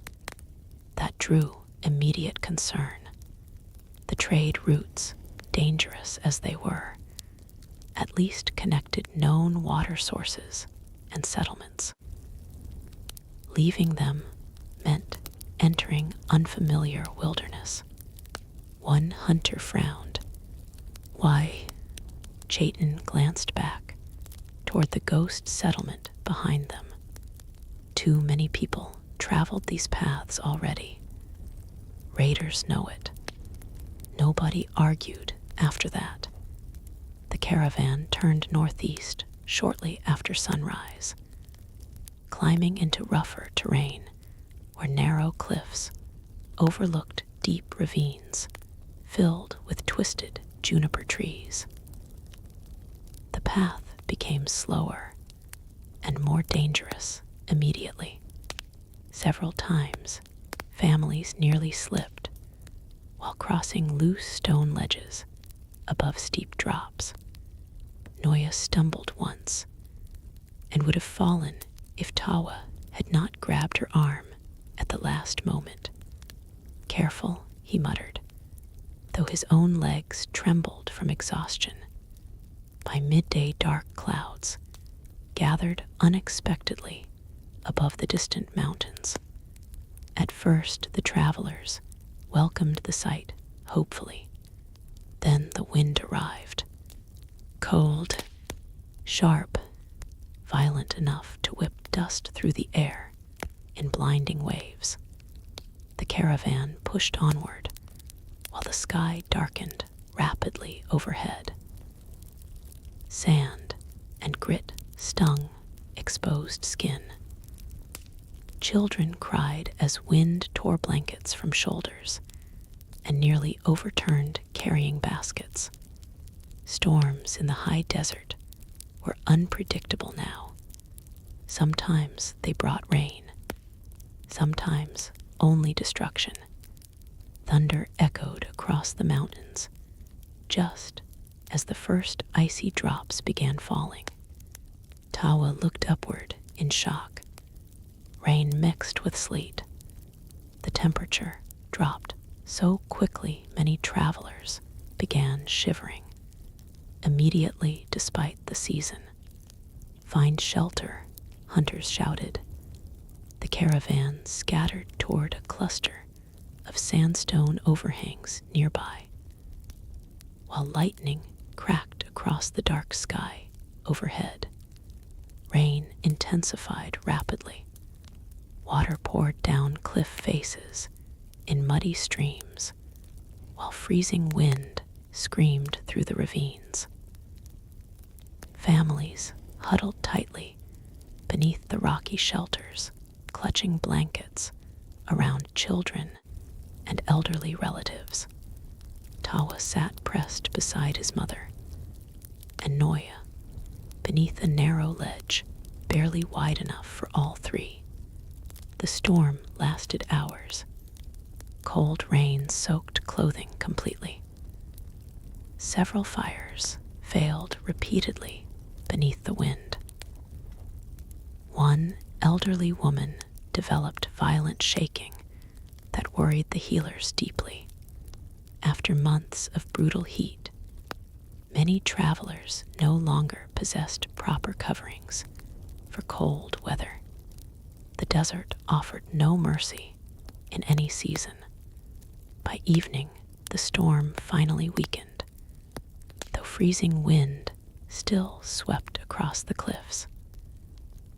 Small fires flickered weakly beneath the shelters, while families tried drying blankets and clothing. That was when the crying started, not from children, from a young mother near the edge of camp. Her infant had stopped breathing during the storm. The tiny body rested motionless against her chest, wrapped in soaked cloth, while relatives gathered helplessly around her. Nobody knew what to say. The child had survived drought, hunger, migration, and endless heat, only to die from cold rain beside a mountain trail. Tawa watched Chaitan close his eyes heavily as the mother's grief echoed through the ravine. Another life lost, another burden carried silently by the caravan. The burial happened the next morning beneath a lone juniper tree overlooking the cliffs. The mother placed a small turquoise bead beside the infant before the grave was covered with stones.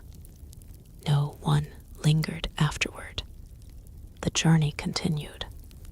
Higher elevations gradually brought cooler air and thicker vegetation, though food remained dangerously scarce. Hunters occasionally trapped rabbits or small birds among the rocky hillsides, but never enough for everyone. Hunger followed the caravan constantly now. Tawa could feel it changing his body. His ribs showed more clearly beneath his skin. His movements felt slower each morning. Sometimes dizziness struck suddenly while walking beneath the sun. Others looked worse. One teenage boy became too weak to carry his own supplies. An elderly man's infected foot swelled badly after days, crossing sharp rocks. Several children developed persistent coughs from dust and cold nights. Still, they moved north, because stopping meant death. One afternoon, the scouts discovered fresh footprints near a narrow canyon pass ahead. Many footprints, too many for a hunting party. Raiders, the hunters, reacted immediately. Families were ordered off the main trail into a hidden ravine, surrounded by tall stone walls, while armed men climbed the canyon edges to watch for danger. Tawa remained beside the families, gripping a spear tightly despite his exhaustion. Around him, frightened children sat silently while mothers tried calming them. Hours passed. Nothing happened at first. Then distant shouting echoed faintly through the canyon. After that came screams. Noya flinched beside him. "What's happening?" Tawa didn't answer because he already suspected. Another caravan had crossed the raiders' path instead. The sounds continued for a terrible length of time. Shouting, cries, then silence again. When the hunters finally returned near sunset, several carried dark expressions. "We saw smoke," one muttered quietly. "A smaller group traveling south." Nobody asked further questions. Nobody needed details. That evening, the camp remained unnaturally quiet. Every traveler now understood how fragile their survival truly was. One wrong trail, one unlucky encounter, one failed water source. Gone, entire families erased from the world, without anyone left to remember them. 3 days later, the mountains finally opened into broader valleys, where pine forests stretched across distant hillsides. Real forests. Tawa almost couldn't believe the sight. Trees taller than any growing near their old canyon homes covered the slopes in dark green waves. Small streams crossed parts of the valley floor, surrounded by grass thick enough to sway in the wind. Excitement spread cautiously through the caravan. Could this be the northern lands the scouts described? Hunters hurried ahead, searching carefully for signs of settlements or danger, while the exhausted travelers rested beside a clear stream. Children laughed weakly while drinking fresh water. For the first time in weeks, people allowed themselves small pieces of hope again. Tawa knelt beside the stream, splashing cold water across his face. The sound alone felt miraculous after so long traveling through dry wastelands. Nearby, Noya stared at the forested hills with wide eyes. "It's beautiful," she whispered. Yes, it truly was. But beauty no longer guaranteed safety. By evening, the scouts returned carrying troubling news. There were people already living in the valley. Not raiders, another Pueblo community. Relief swept through many travelers immediately. Then the scouts continued speaking. They don't want outsiders. The mood shifted at once. "What do you mean?" They warned us to stay away from their fields and water sources. Fear crept back across the campfires. Another hostile settlement. Another possible conflict over survival. Chayton listened silently, while the scouts described wooden watch platforms overlooking the valley and armed guards stationed near irrigation channels. They're protecting what they have left. The old leader murmured eventually. One hunter spat into the dirt. "So are we." Tension spread quickly through the caravan afterward. Some argued they should avoid the valley entirely and continue north. Others insisted the people were too weak to keep traveling much farther. Tawa overheard one exhausted mother whispering desperately beside the fires, "My children can't survive another month walking."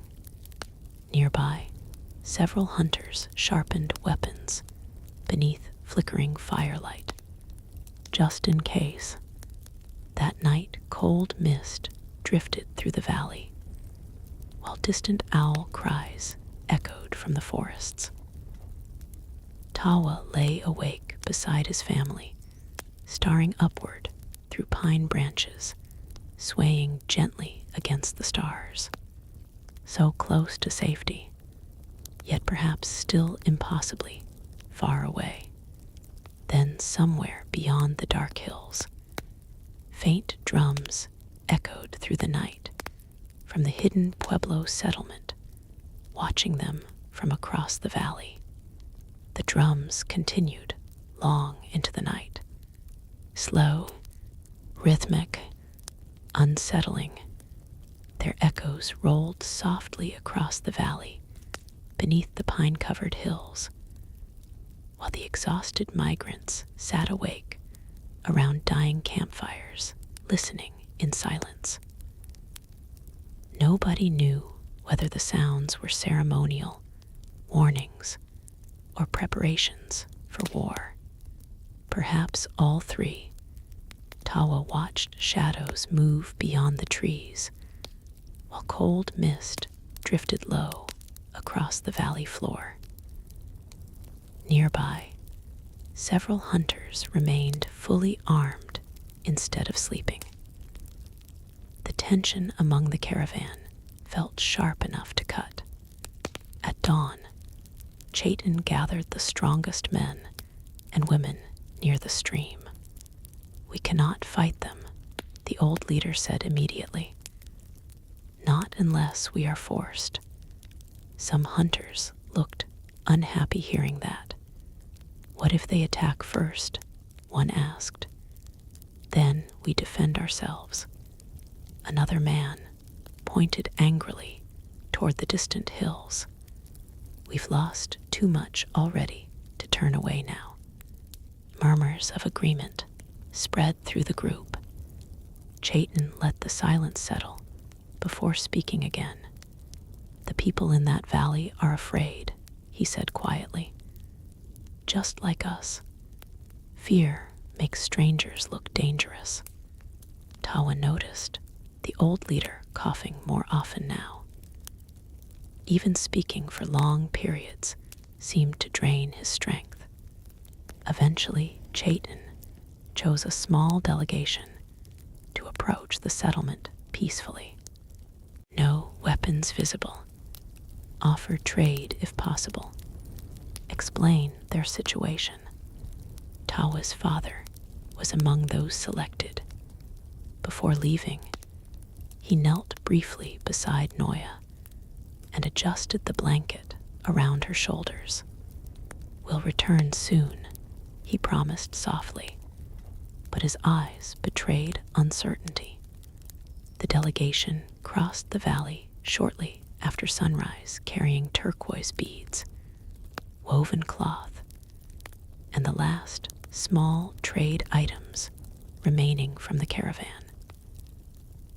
Tawa watched them disappear into the forests below the distant hills. Then the waiting began. Hours passed slowly. Children stayed unusually quiet, sensing the fear surrounding the adults. Hunters guarded the camp edges constantly, while scouts watched the valley from elevated ridges. Nobody trusted the silence. Near midday, movement finally appeared among the trees. The delegation was returning, but something felt wrong immediately. Only 4 people walked back toward camp, not 5. Tawa's stomach tightened. As the survivors approached closer, he saw blood staining one man's arm. Another limped badly. Panic spread instantly through the migrants. What happened? Where Hosha?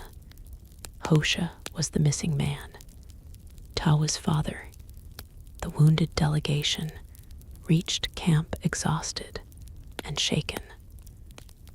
Several people rushed forward, helping support the injured. Chaitin stepped toward them grimly.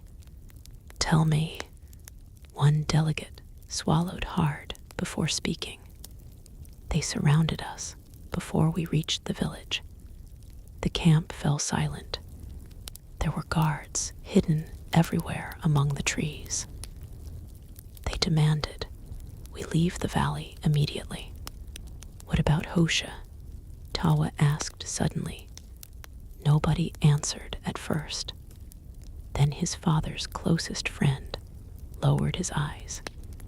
He argued with one of their leaders. Tawa felt cold despite the sunlight.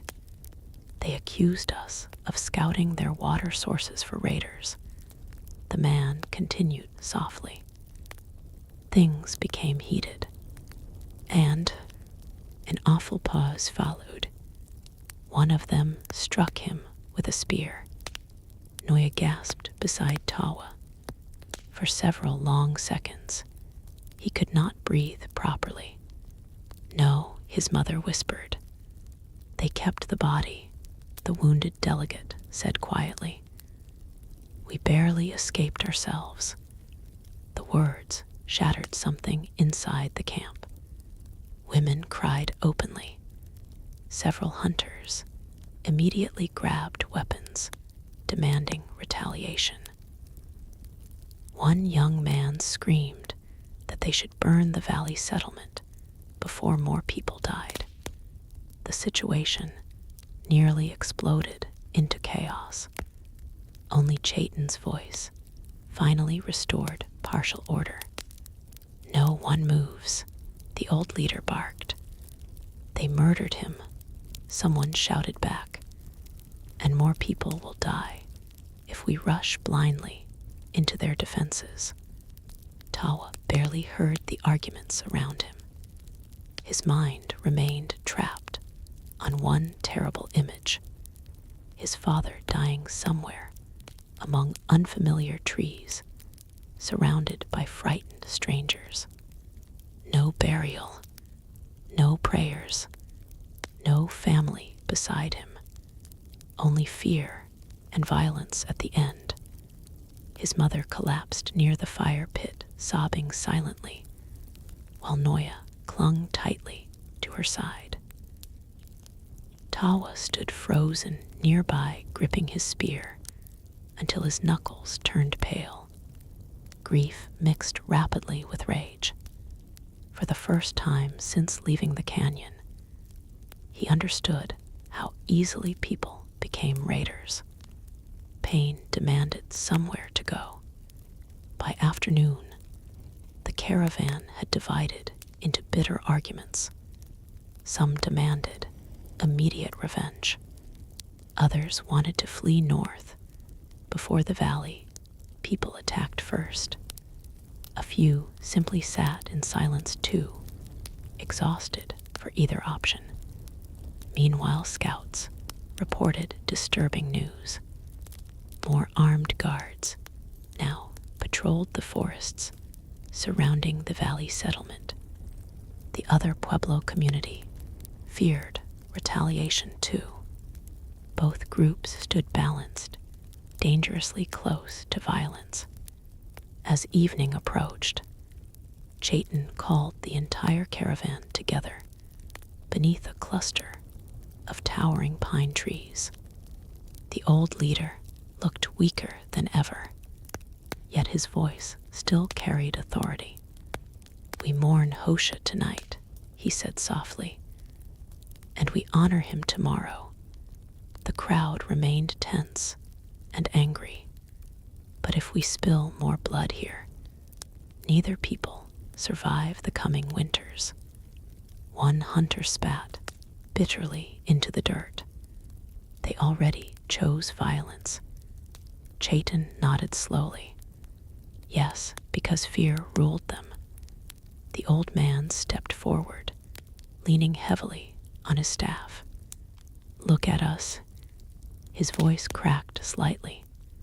We are starving travelers, carrying children and old people across a dying land. What do you think we looked like emerging from the forests? Nobody answered. Every settlement left alive. believes strangers bring death now. The truth of that settled heavily across the gathering, because everyone knew it was real. The drought had poisoned trust everywhere. That night, a funeral fire burned beside the stream for Tawa's father, even though his body remained far away in enemy hands. The spiritual leaders scattered cornmeal into the flames, while prayers rose softly into the cold night air. Tawa sat beside his mother, and Noya watching sparks drift upward through the darkness. He felt numb. Anger still smoldered inside him, but exhaustion buried it beneath something heavier. Hopelessness. After the ceremony ended, Chaitin approached quietly and lowered himself beside the family with visible effort. "Your father protected the delegation," the old leader said gently. "Without him, more would have died." Tawa stared into the fire silently. Finally, he spoke. "What happens now?" Chaitin looked toward the distant valley, hidden beyond dark trees. "We leave before dawn." No one protested the decision anymore. Not after blood had already been spilled. The migrants packed quietly through the night, while scouts searched for routes leading farther north around the hostile settlement. Supplies had grown dangerously low again, but remaining near the valley risked disaster. Before sunrise, the caravan departed silently beneath thick forest shadows. Mist drifted between the pines, while cold, dew-soaked sandals and blankets. Tawa walked near the front now, carrying his father's spear across his back. Behind him, Noya held their mother's hand tightly. The journey north continued through dense forests and steep mountain trails, unlike anything most travelers had ever experienced. Rivers crossed the valleys here, though some ran lower than expected for the season. Wildlife appeared more frequently too: deer tracks, birds, even distant elk moving among the trees.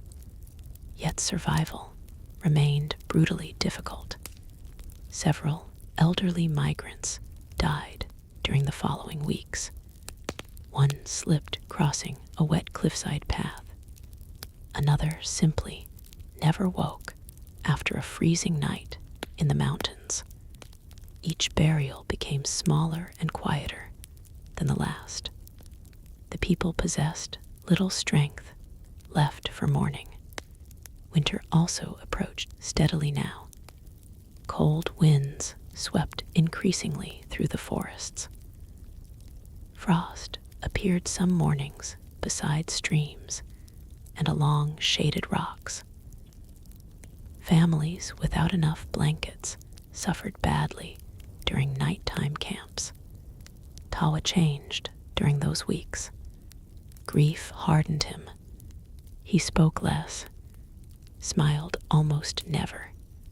The boy who once farmed beside canyon fields, beneath the desert sun, felt very far away now. One evening, while hunting with several others near a mountain ridge, he finally saw smoke rising far across the northern horizon. Not wildfire smoke, settlement smoke, many fires together, a large community. Excitement spread cautiously among the hunters. Could this finally be the place the scouts once described? The next day, the caravan climbed a high ridge, overlooking a broad valley beyond the mountains. Everyone stopped walking. Below them stretched rivers, wide flowing rivers green fields surrounded by forests glowing gold beneath autumn sunlight. Large Pueblo settlements stood near the water connected by irrigation canals and clusters of stone homes. Real life, real abundance. After months crossing death-filled deserts and abandoned ruins, the sight almost felt unreal. Some people cried openly from relief. Others simply stared in exhausted disbelief. Noya squeezed Tawa's arm tightly. "We made it," she whispered. But as the caravan began descending slowly toward the valley below, Tawa noticed something else.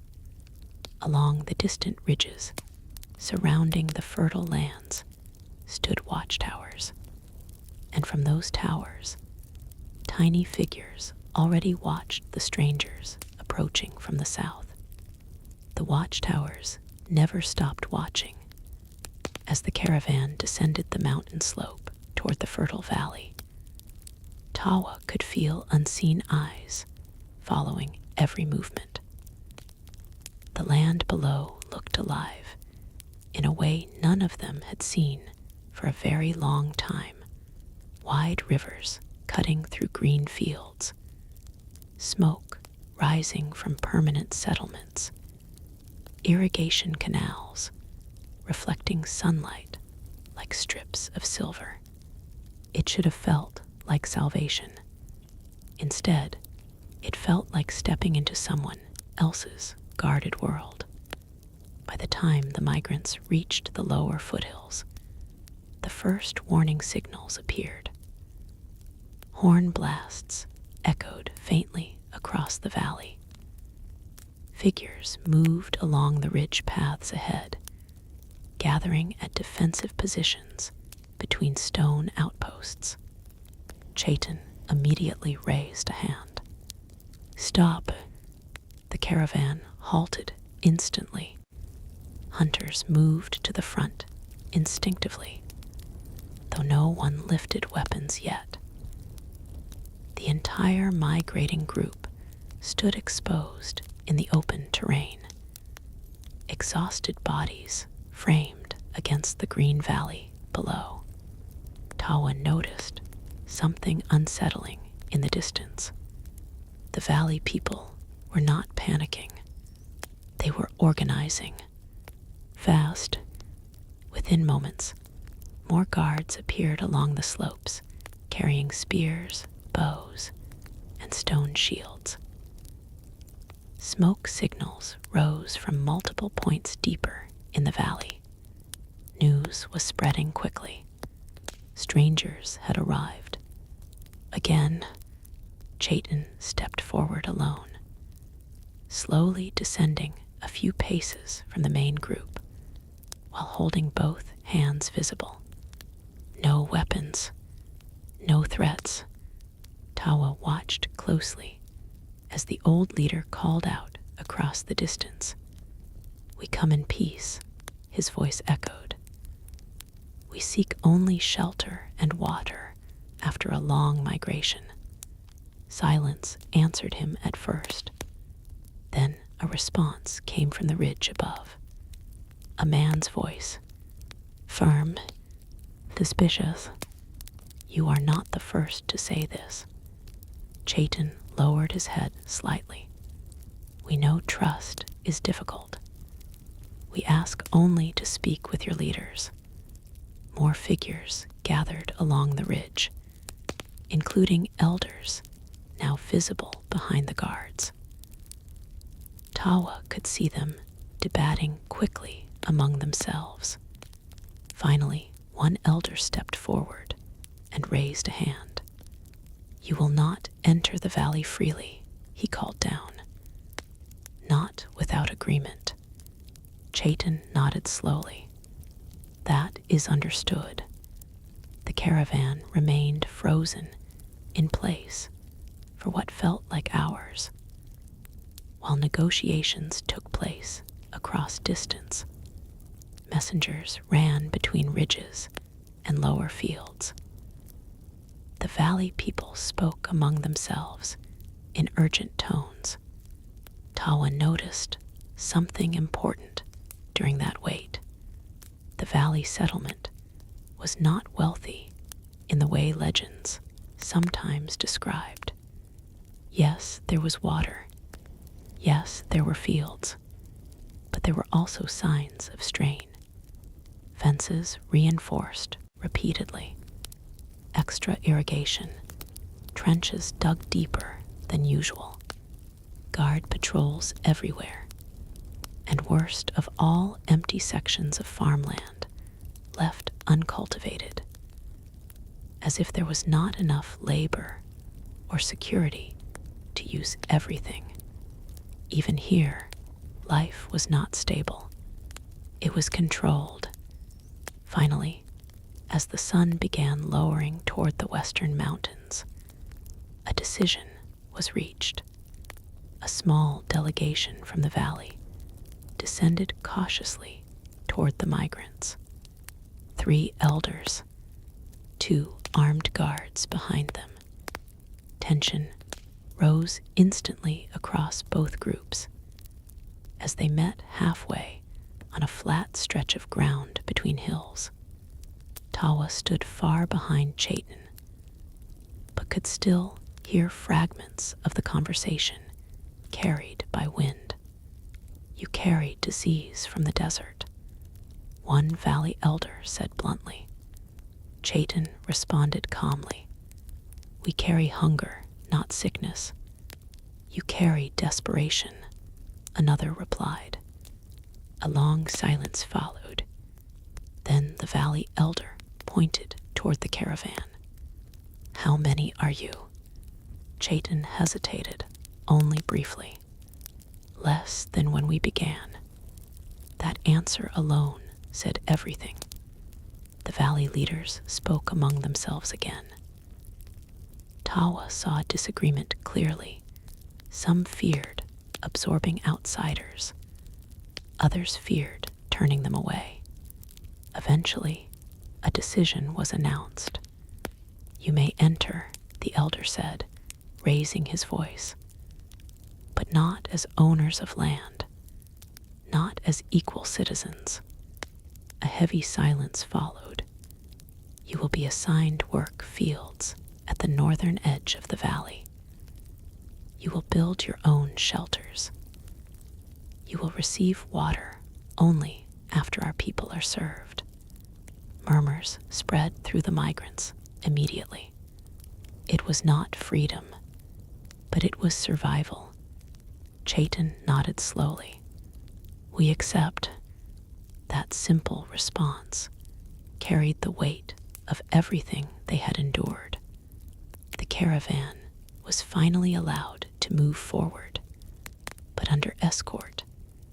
As they entered the valley, Tawa felt something strange.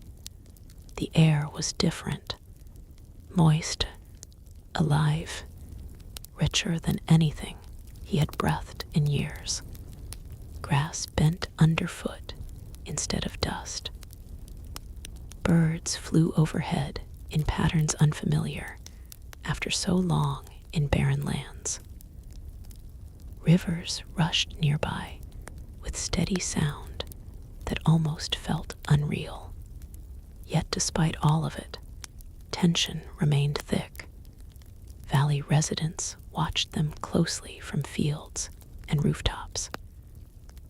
Children were pulled away from pathways when migrants passed. Guards followed at a distance, never letting the newcomers move freely. That night, the migrants were placed on the northern edge of the valley, near rough soil and unfinished shelters. No stone houses, no established homes, only cleared land and instructions. Work or leave. Tawa helped his family set up a temporary shelter using woven cloth and wooden poles. Around them, thousands of migrants did the same across the rough edge of the valley. For the first time in months, there was no need to travel the next day. But no one truly rested, because survival here depended on acceptance from people who clearly did not trust them. Later that night, Tawa sat beside a small fire staring toward the glowing valley settlements in the distance. Lights flickered warmly from permanent homes. Smoke rose from controlled hearths. Water channels shimmered under moonlight. Life continued there. Separate from them, Noya sat beside him quietly. "It's not like home," she said softly. Tawa didn't answer immediately, because she was right. It wasn't like the canyon. It wasn't like the journey. It was something else entirely. A place that already belonged to someone else. The next morning, work assignments began. Migrants were divided into labor groups. Some sent to expand irrigation channels. Others to clear forest edges for farmland. Strong hunters were assigned to assist valley guards in protecting water routes. Tawa was placed in a field clearing group. From sunrise, he worked alongside dozens of others, cutting roots, breaking soil, and preparing land that had never known drought like the desert had. But the work was watched constantly. Valley supervisors stood nearby, correcting movements, controlling access to tools, and measuring output carefully. It was not partnership. It was control. During a short break near midday, Tawa overheard two valley workers speaking quietly nearby. "They won't stay long," one said, "or they'll try to take more land," the other replied. Tawa realized then something important. Even though they had escaped starvation, they had not escaped being seen as outsiders. Fear still followed them, just in a different form. That evening, as the sun set behind the mountains, Chaitin gathered the migrants quietly. "We survived the journey," he said. Some nodded tiredly. "But survival here will not be simple." He looked across the gathered faces. "They fear us." A pause, and we fear them. That truth settled heavily across the group. Because it was accurate, Tawa leaned back against a wooden post, listening to distant river water flowing beyond the fields. For the first time in a long while, he was not thinking about walking, or fleeing, or starving, but he also wasn't thinking about peace, just endurance. As night deepened over the valley, Tawa looked once more toward the distant canyon direction, far beyond the mountains. Somewhere behind all those ridges lay everything they had lost, and everything they would never return to again.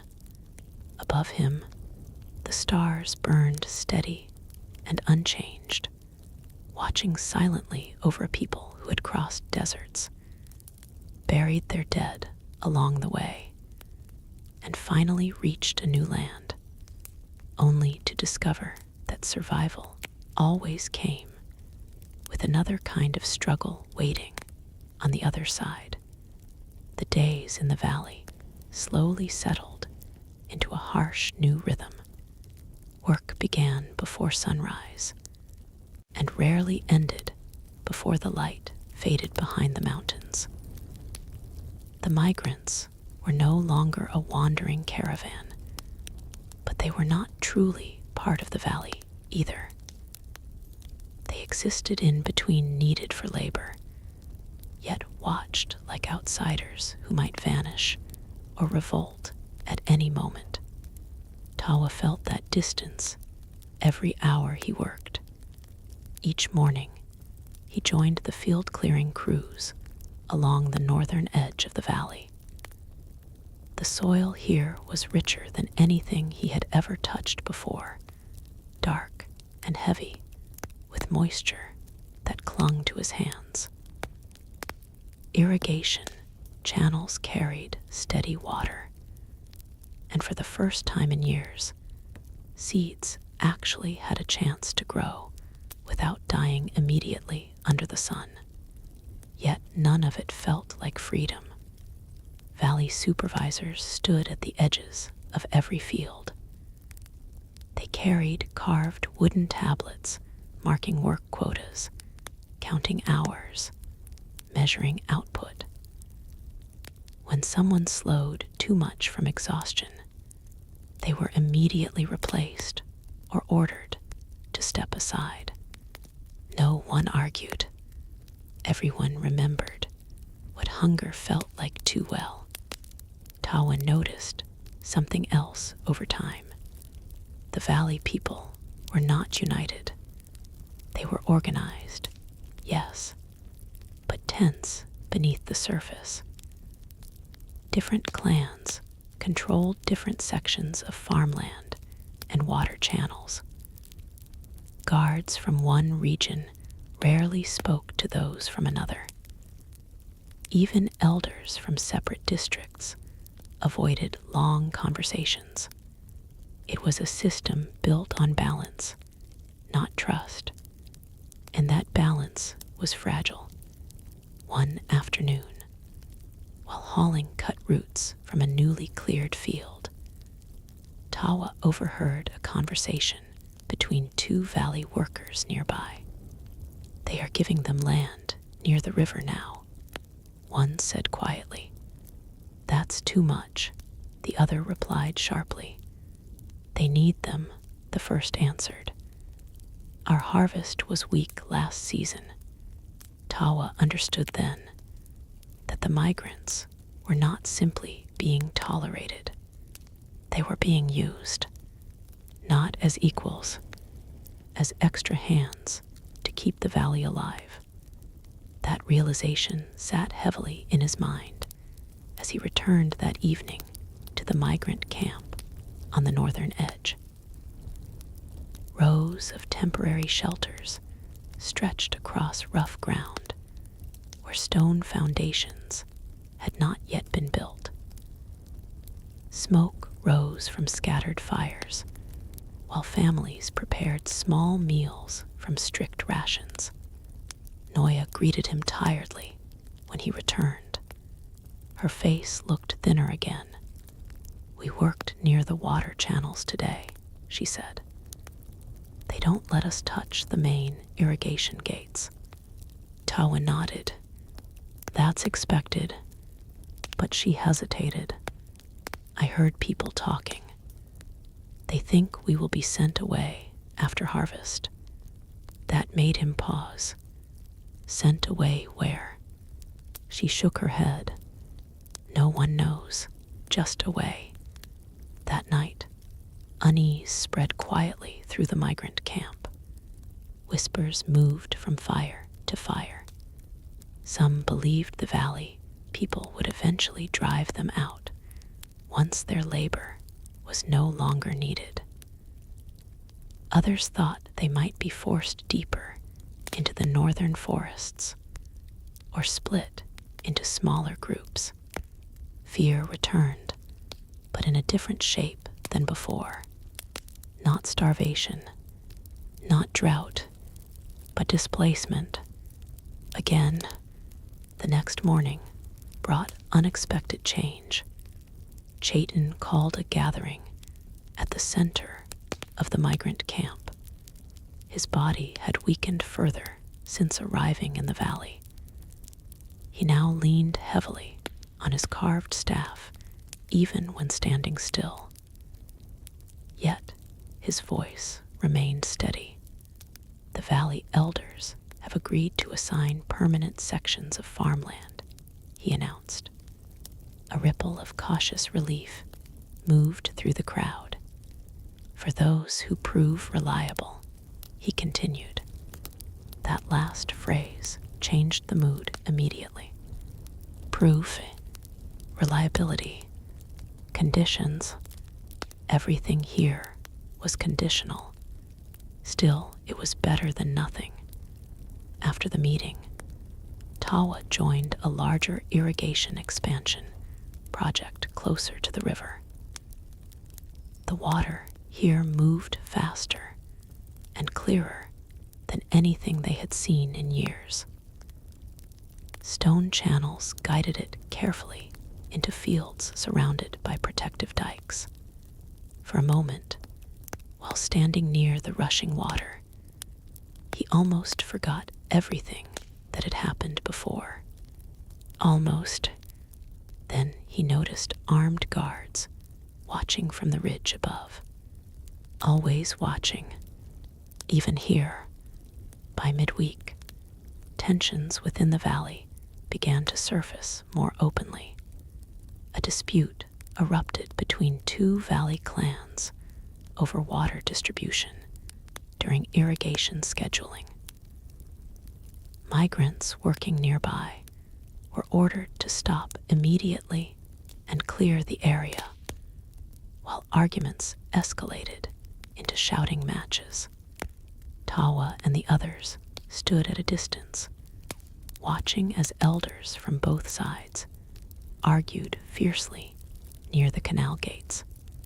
For a moment, it seemed like violence might break out, but eventually the guards intervened. The dispute ended without bloodshed, but not without consequence. That evening, water distribution for migrant fields was reduced slightly.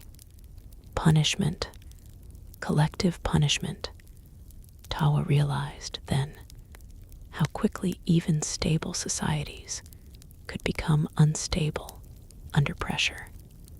Resources shaped everything, even peace.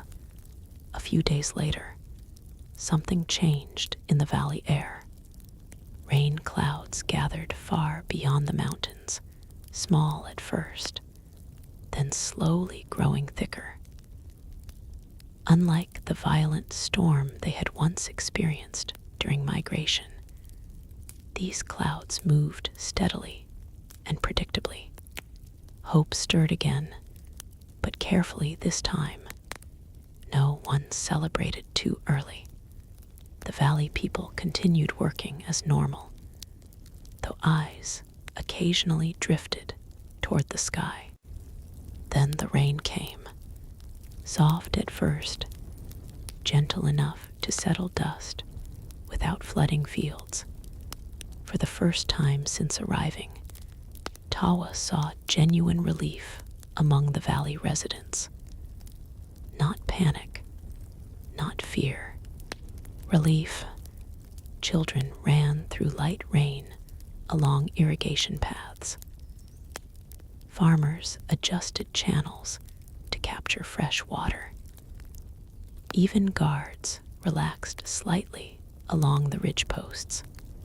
In the migrant camp, people stepped outside their shelters quietly, letting rain fall onto their faces. Noya smiled faintly for the first time in days. "It's real," she whispered. Tawa nodded. Yes, but he also noticed something else. The valley elders were watching the rain differently, not with joy, with calculation. Rain meant full harvests. Full harvests meant more resources, and more resources meant stricter control over who received them. The following weeks confirmed his suspicion. Work quotas increased. Water allocations became more tightly regulated. Migrants were assigned longer shifts to maximize crop preparation. while conditions were favorable. The valley was preparing for abundance, but only for those already inside its structure. One evening, after a long day of fieldwork, Tawa returned to camp, exhausted, to find Chayton waiting near the central fire. The old leader's expression was unusually serious. "We have a problem," he said quietly.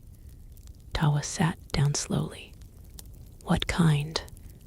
Chayton looked toward the valley lights in the distance.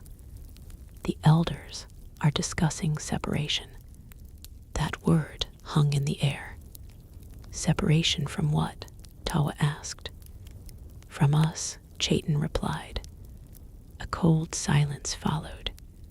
"They believe the migrant population is too large to integrate permanently. They want to divide us, some allowed to stay as workers, others relocated north again." Tawa felt something tighten in his chest. "Relocated where?" Chayton shook his head slightly. "That part is not decided yet." For the first time since reaching the valley, Tawa felt the same uncertainty he had known during the desert migration return.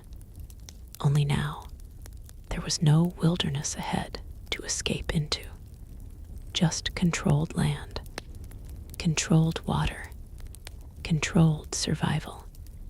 That night, as the valley glowed peacefully under rain-washed skis, Tawa sat outside his shelter, listening to distant rivers flow steadily through the channels. Life here continued, but it was not theirs. And deep down, everyone in the migrant camp was beginning to understand the same quiet truth. They had survived the desert, only to enter a world where survival itself was still something they were not fully allowed to own. The decision did not come immediately, but everyone felt it approaching. In the valley, nothing important ever happened suddenly. Changes arrived slowly through meetings behind closed doors, through quiet adjustments in water schedules, through guards standing a little closer than before. Then one morning, the migration leaders were summoned. Not Chayton alone. All senior elders of the migrant group were ordered to appear at the Central Valley Council Hall. Tawa noticed the moment they left. Their faces carried the same expression as men walking toward a cliff, edge they could not see, yet knew existed. That day, work continued as usual in the fields, but the air felt different, heavier, as if the valley itself was holding its breath. By afternoon, rumors spread faster than wind through dry grass. "They want half of us gone. No, all outsiders will be removed. They're dividing families. No one knows yet." Tawa worked in silence that day, but his focus kept breaking.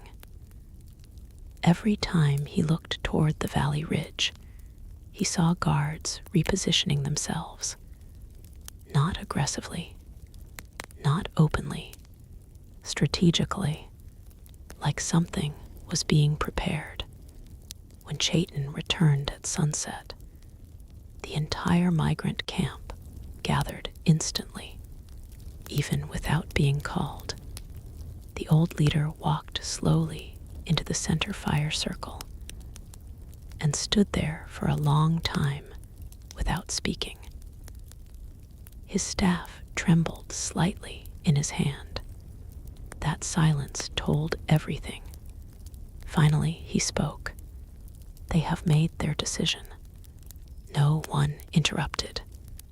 "The valley will not accept us as permanent settlers.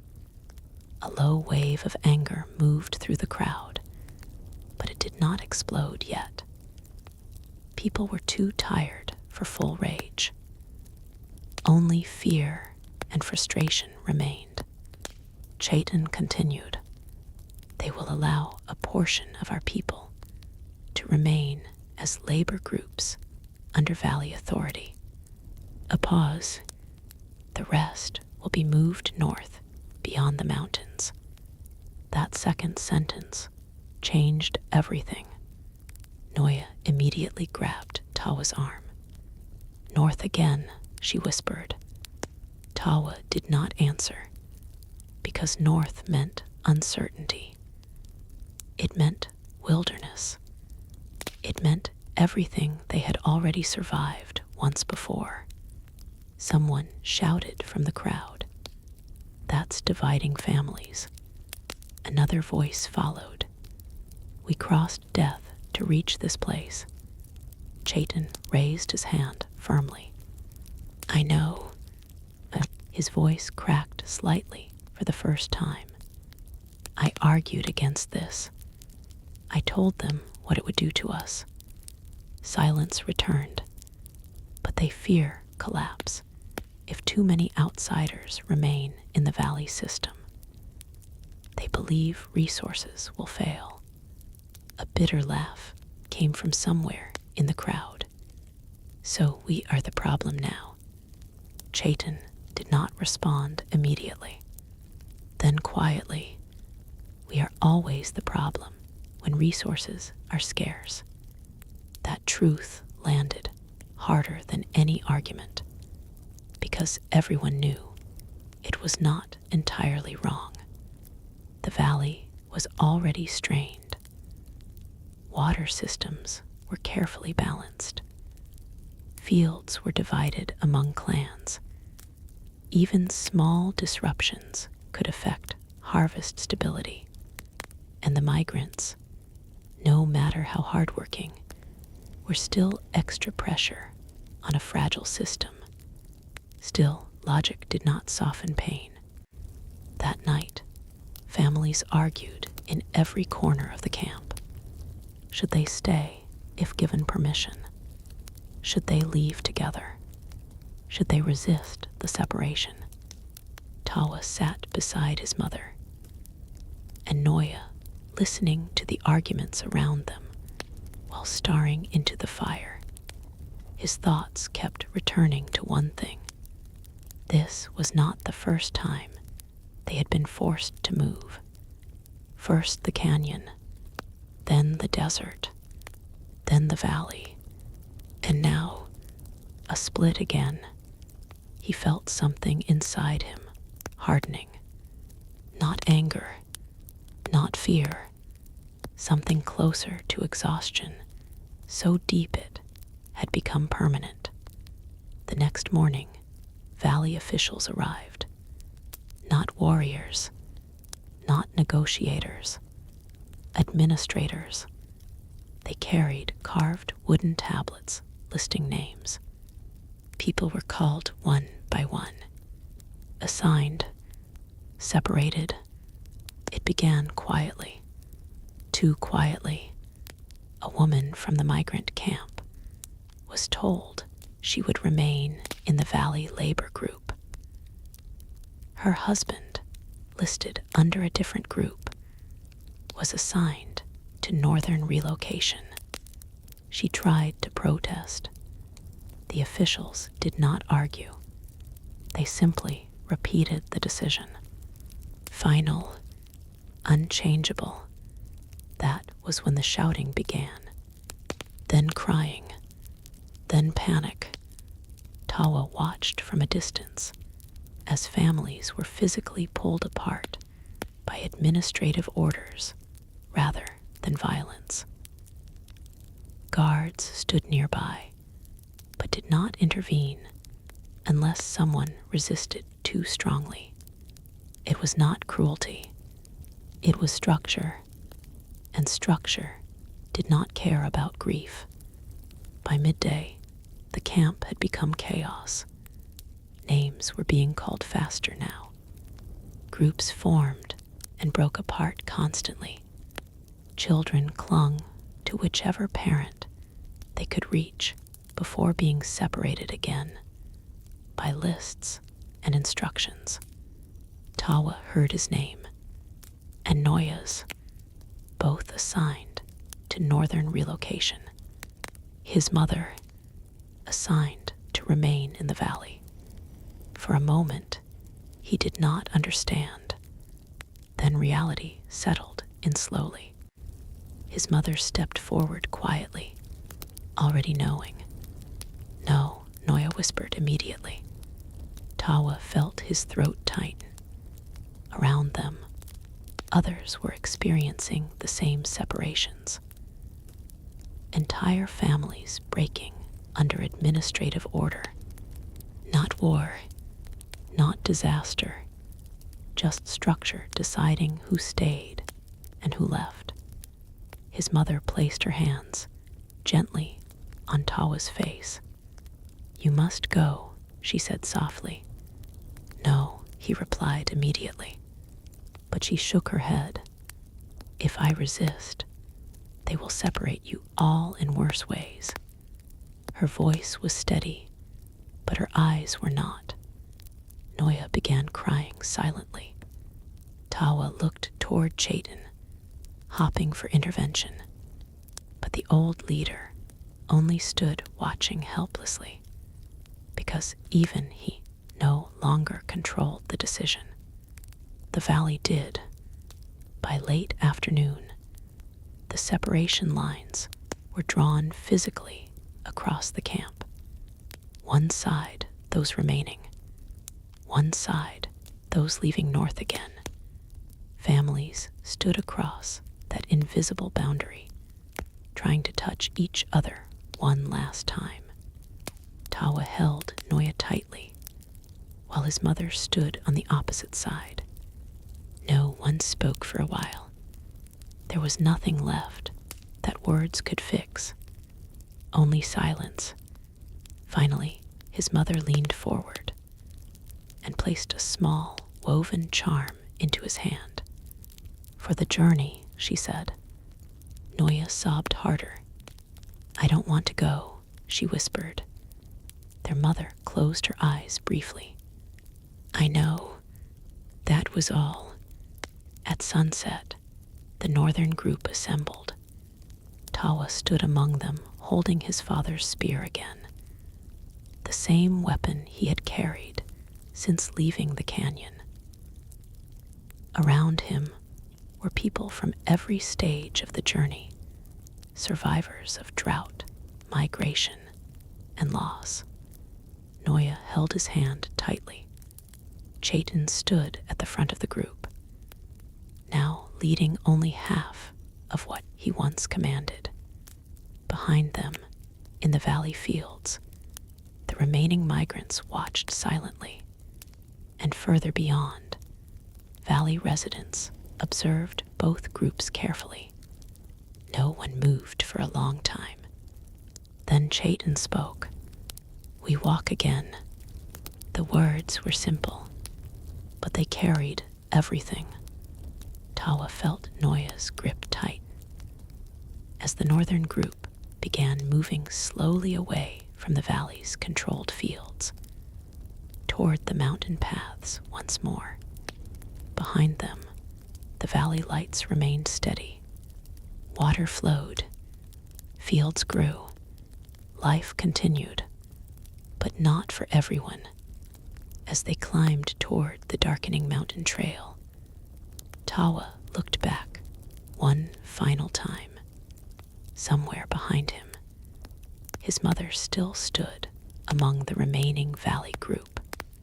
Small, distant, already becoming part of another world again. Then the mountains swallowed the path ahead, and the second migration began. The mountains rose like silent walls. By the time the northern group left the valley behind, night had already begun to settle across the lower forests. The lights of the valley settlement faded slowly behind them, disappearing one by one, until only darkness remained where abundance had once glowed. Tawa walked without speaking. Noya stayed close to him, still holding onto his hand, as if letting go might cause him to vanish too. Chaitin led the group in front, but even his steps were slower now. The separation had taken something out of him, something leadership alone could not restore. The path upward was steep and uneven. Roots twisted across the ground. Stones shifted underfoot. The air grew colder with every step away from the valley. Behind them, some people cried quietly, not loudly. No one had strength left for loud grief anymore. They climbed for hours until the valley lights were gone completely, swallowed by the mountain darkness. Only then did Chaitin finally signal a stop. The group collapsed into a small clearing among pine trees. No one built proper shelters that night. They simply fell where they stood. Fires were lit slowly, one by one, until weak circles of orange light formed scattered across the forest floor. The warmth felt distant and fragile compared to the controlled fires of the valley. Tawa sat near one of them, staring at his hands. Everything felt unreal again, as if life had simply refused to settle anywhere permanently. Noya curled beside him, exhausted from crying earlier. Her breathing slowly steadied as sleep took over, but her fingers still clutched his sleeve tightly. Around them, murmurs moved softly through the group. Where would they go now? Was there even a place left untouched by loss? No one had answers, only directions. North, always north. Chaitin gathered a few of the remaining scouts around him near the largest fire. Their voices were low and serious, barely audible beyond the circle of light. Tawa caught fragments of their discussion: old trade paths, mountain passes, seasonal water pockets, but also warnings, unknown groups further north, land even less stable than before, and something else, something no one wanted to say clearly. The world was running out of safe places. When the meeting ended, Chaitin sat alone for a long time, staring into the fire. His staff lay across his knees. For the first time, he looked not like a leader, but like someone trying to understand how much farther humans could realistically go before breaking completely. Tawa eventually approached him. He did not speak at first. Neither did Chaitin. Only the fire cracked softly between them.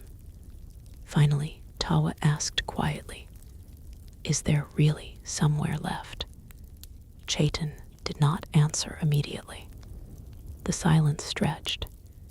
Then he said, "I don't know anymore." That honesty carried more weight than any reassurance ever could have. Tawa nodded slowly. For some reason, that answer felt more real than hope ever had. Later that night, a cold wind swept through the trees, carrying the scent of distant snow from higher peaks. Some of the travelers shivered in their sleep. Others pulled closer to fires that were already weakening. The mountains were changing again. Winter was coming, not suddenly, not dramatically, just inevitably. By dawn, the group moved again. The terrain grew harsher the higher they climbed. Forests thinned into rocky slopes. Snow patches appeared in shaded areas where sunlight never fully reached. Streams became fewer, but colder, rushing through narrow stone channels. Food became scarce, almost immediately. Hunting was difficult in these elevations. Game was rare and cautious. Every successful catch required long tracking and even longer effort to retrieve. The group's pace slowed, not because they chose to, but because the land demanded it. Days passed in repetition again. Walk, rest, search, move. Tawa noticed Noya growing weaker. Not dangerously yet, but noticeably. Her steps became shorter, her silence longer. Even her curiosity about the world around her faded slightly. One morning, she asked quietly while they walked, "Do you think we'll ever stop moving?" Tawa looked at her for a long moment. He wanted to say yes, but truth did not allow it. "I don't know," he said instead. She nodded like she expected that answer. They continued. By the 7th day, the group reached a high mountain ridge, overlooking a vast northern wilderness. Below them stretched something new. Not valley, not desert, not controlled farmland, just endless forests and broken terrain spreading far beyond sight. Rivers cut through deep gorges. Mist hovered between distant peaks. The land looked untouched, but not welcoming. Chaitin raised his hand for the group to stop. Everyone gathered slowly behind him. For a long time, no one spoke. Then he said, "This is where the maps end." A few people shifted uneasily, because that meant everything ahead was unknown. No trade routes, no settled valleys, no guarantee of water sources, no certainty of survival, only land. Chaitin turned slightly toward the group. "We move carefully from here. Scouts first. No large fires, no loud movement." His voice was steady, but tired. "Everything beyond this point depends on what we discover." That night, they camped on the ridge edge. Below them, the northern wilderness stretched endlessly under starlight. Tawa sat alone for a while, watching distant fog roll between mountain valleys. Noya slept nearby, finally still after days of exhaustion. For the first time since leaving the canyon, there was no known place behind them to return to. The canyon was gone. The desert was gone. The valley was gone. Even the valley's memory felt distant now. All that remained was forward movement into uncertainty. A rustle came beside him. Chaitin had approached quietly again. He stood for a moment, looking down at the vast wilderness. Then he said softly, "We are becoming something new." Tawa looked up at him. The old leader's eyes reflected starlight and exhaustion at the same time. "I don't know what that is yet," Chaitin added. A long pause followed. Then he continued, "But whatever it is, it will not be what we were before. Below them, the wind moved through the mountains, endlessly, carrying the sound of a world still alive, but no longer predictable.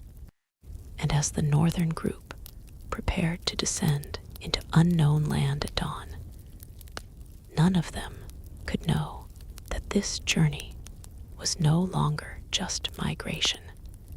It was transformation, and what waited ahead was not simply survival, but the beginning of something none of them had language for yet.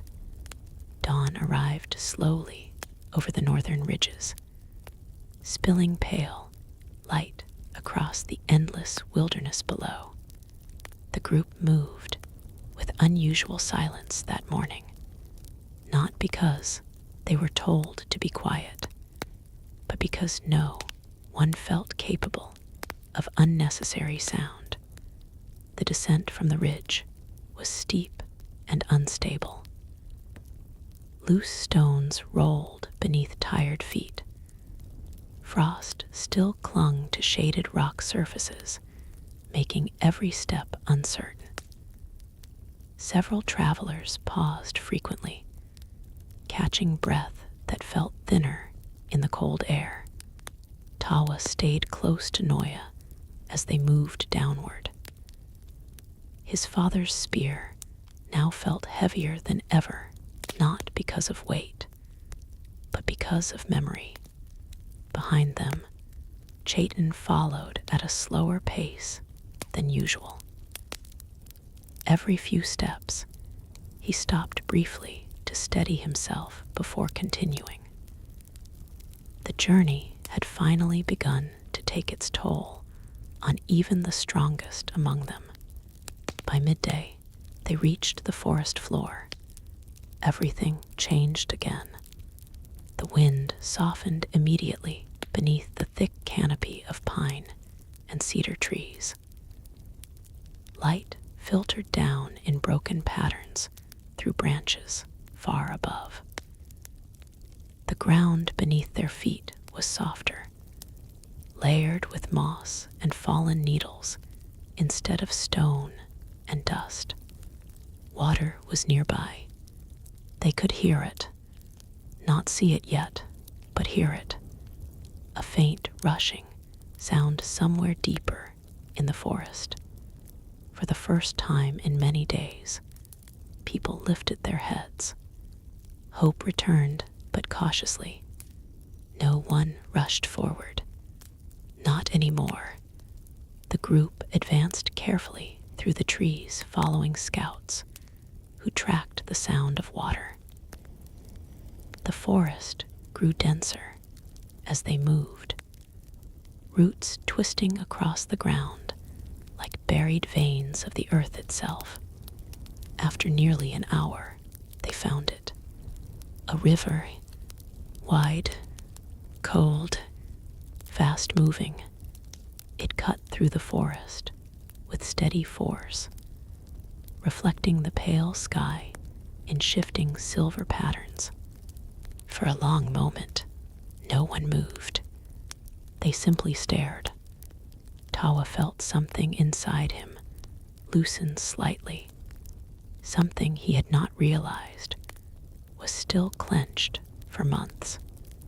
People approached the river slowly at first, then faster, then almost collapsing beside it. Some drank immediately. Some simply sat at the edge, staring into the water as if afraid it might disappear if they blinked. Noya knelt beside Tawa and touched the surface gently. "It's not a dream," she whispered. Tawa nodded. "No," he said softly. "It's real." That evening, the group made camp along the riverbank. Not scattered, not temporary in panic, but organized.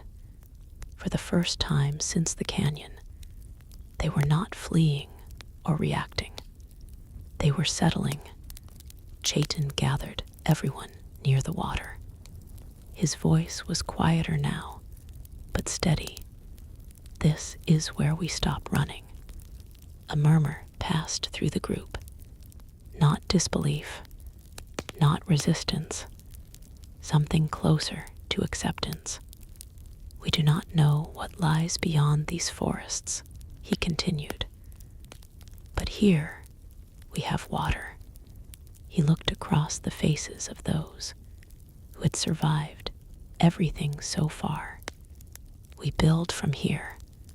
That night, fires reflected across the river's surface like scattered stars.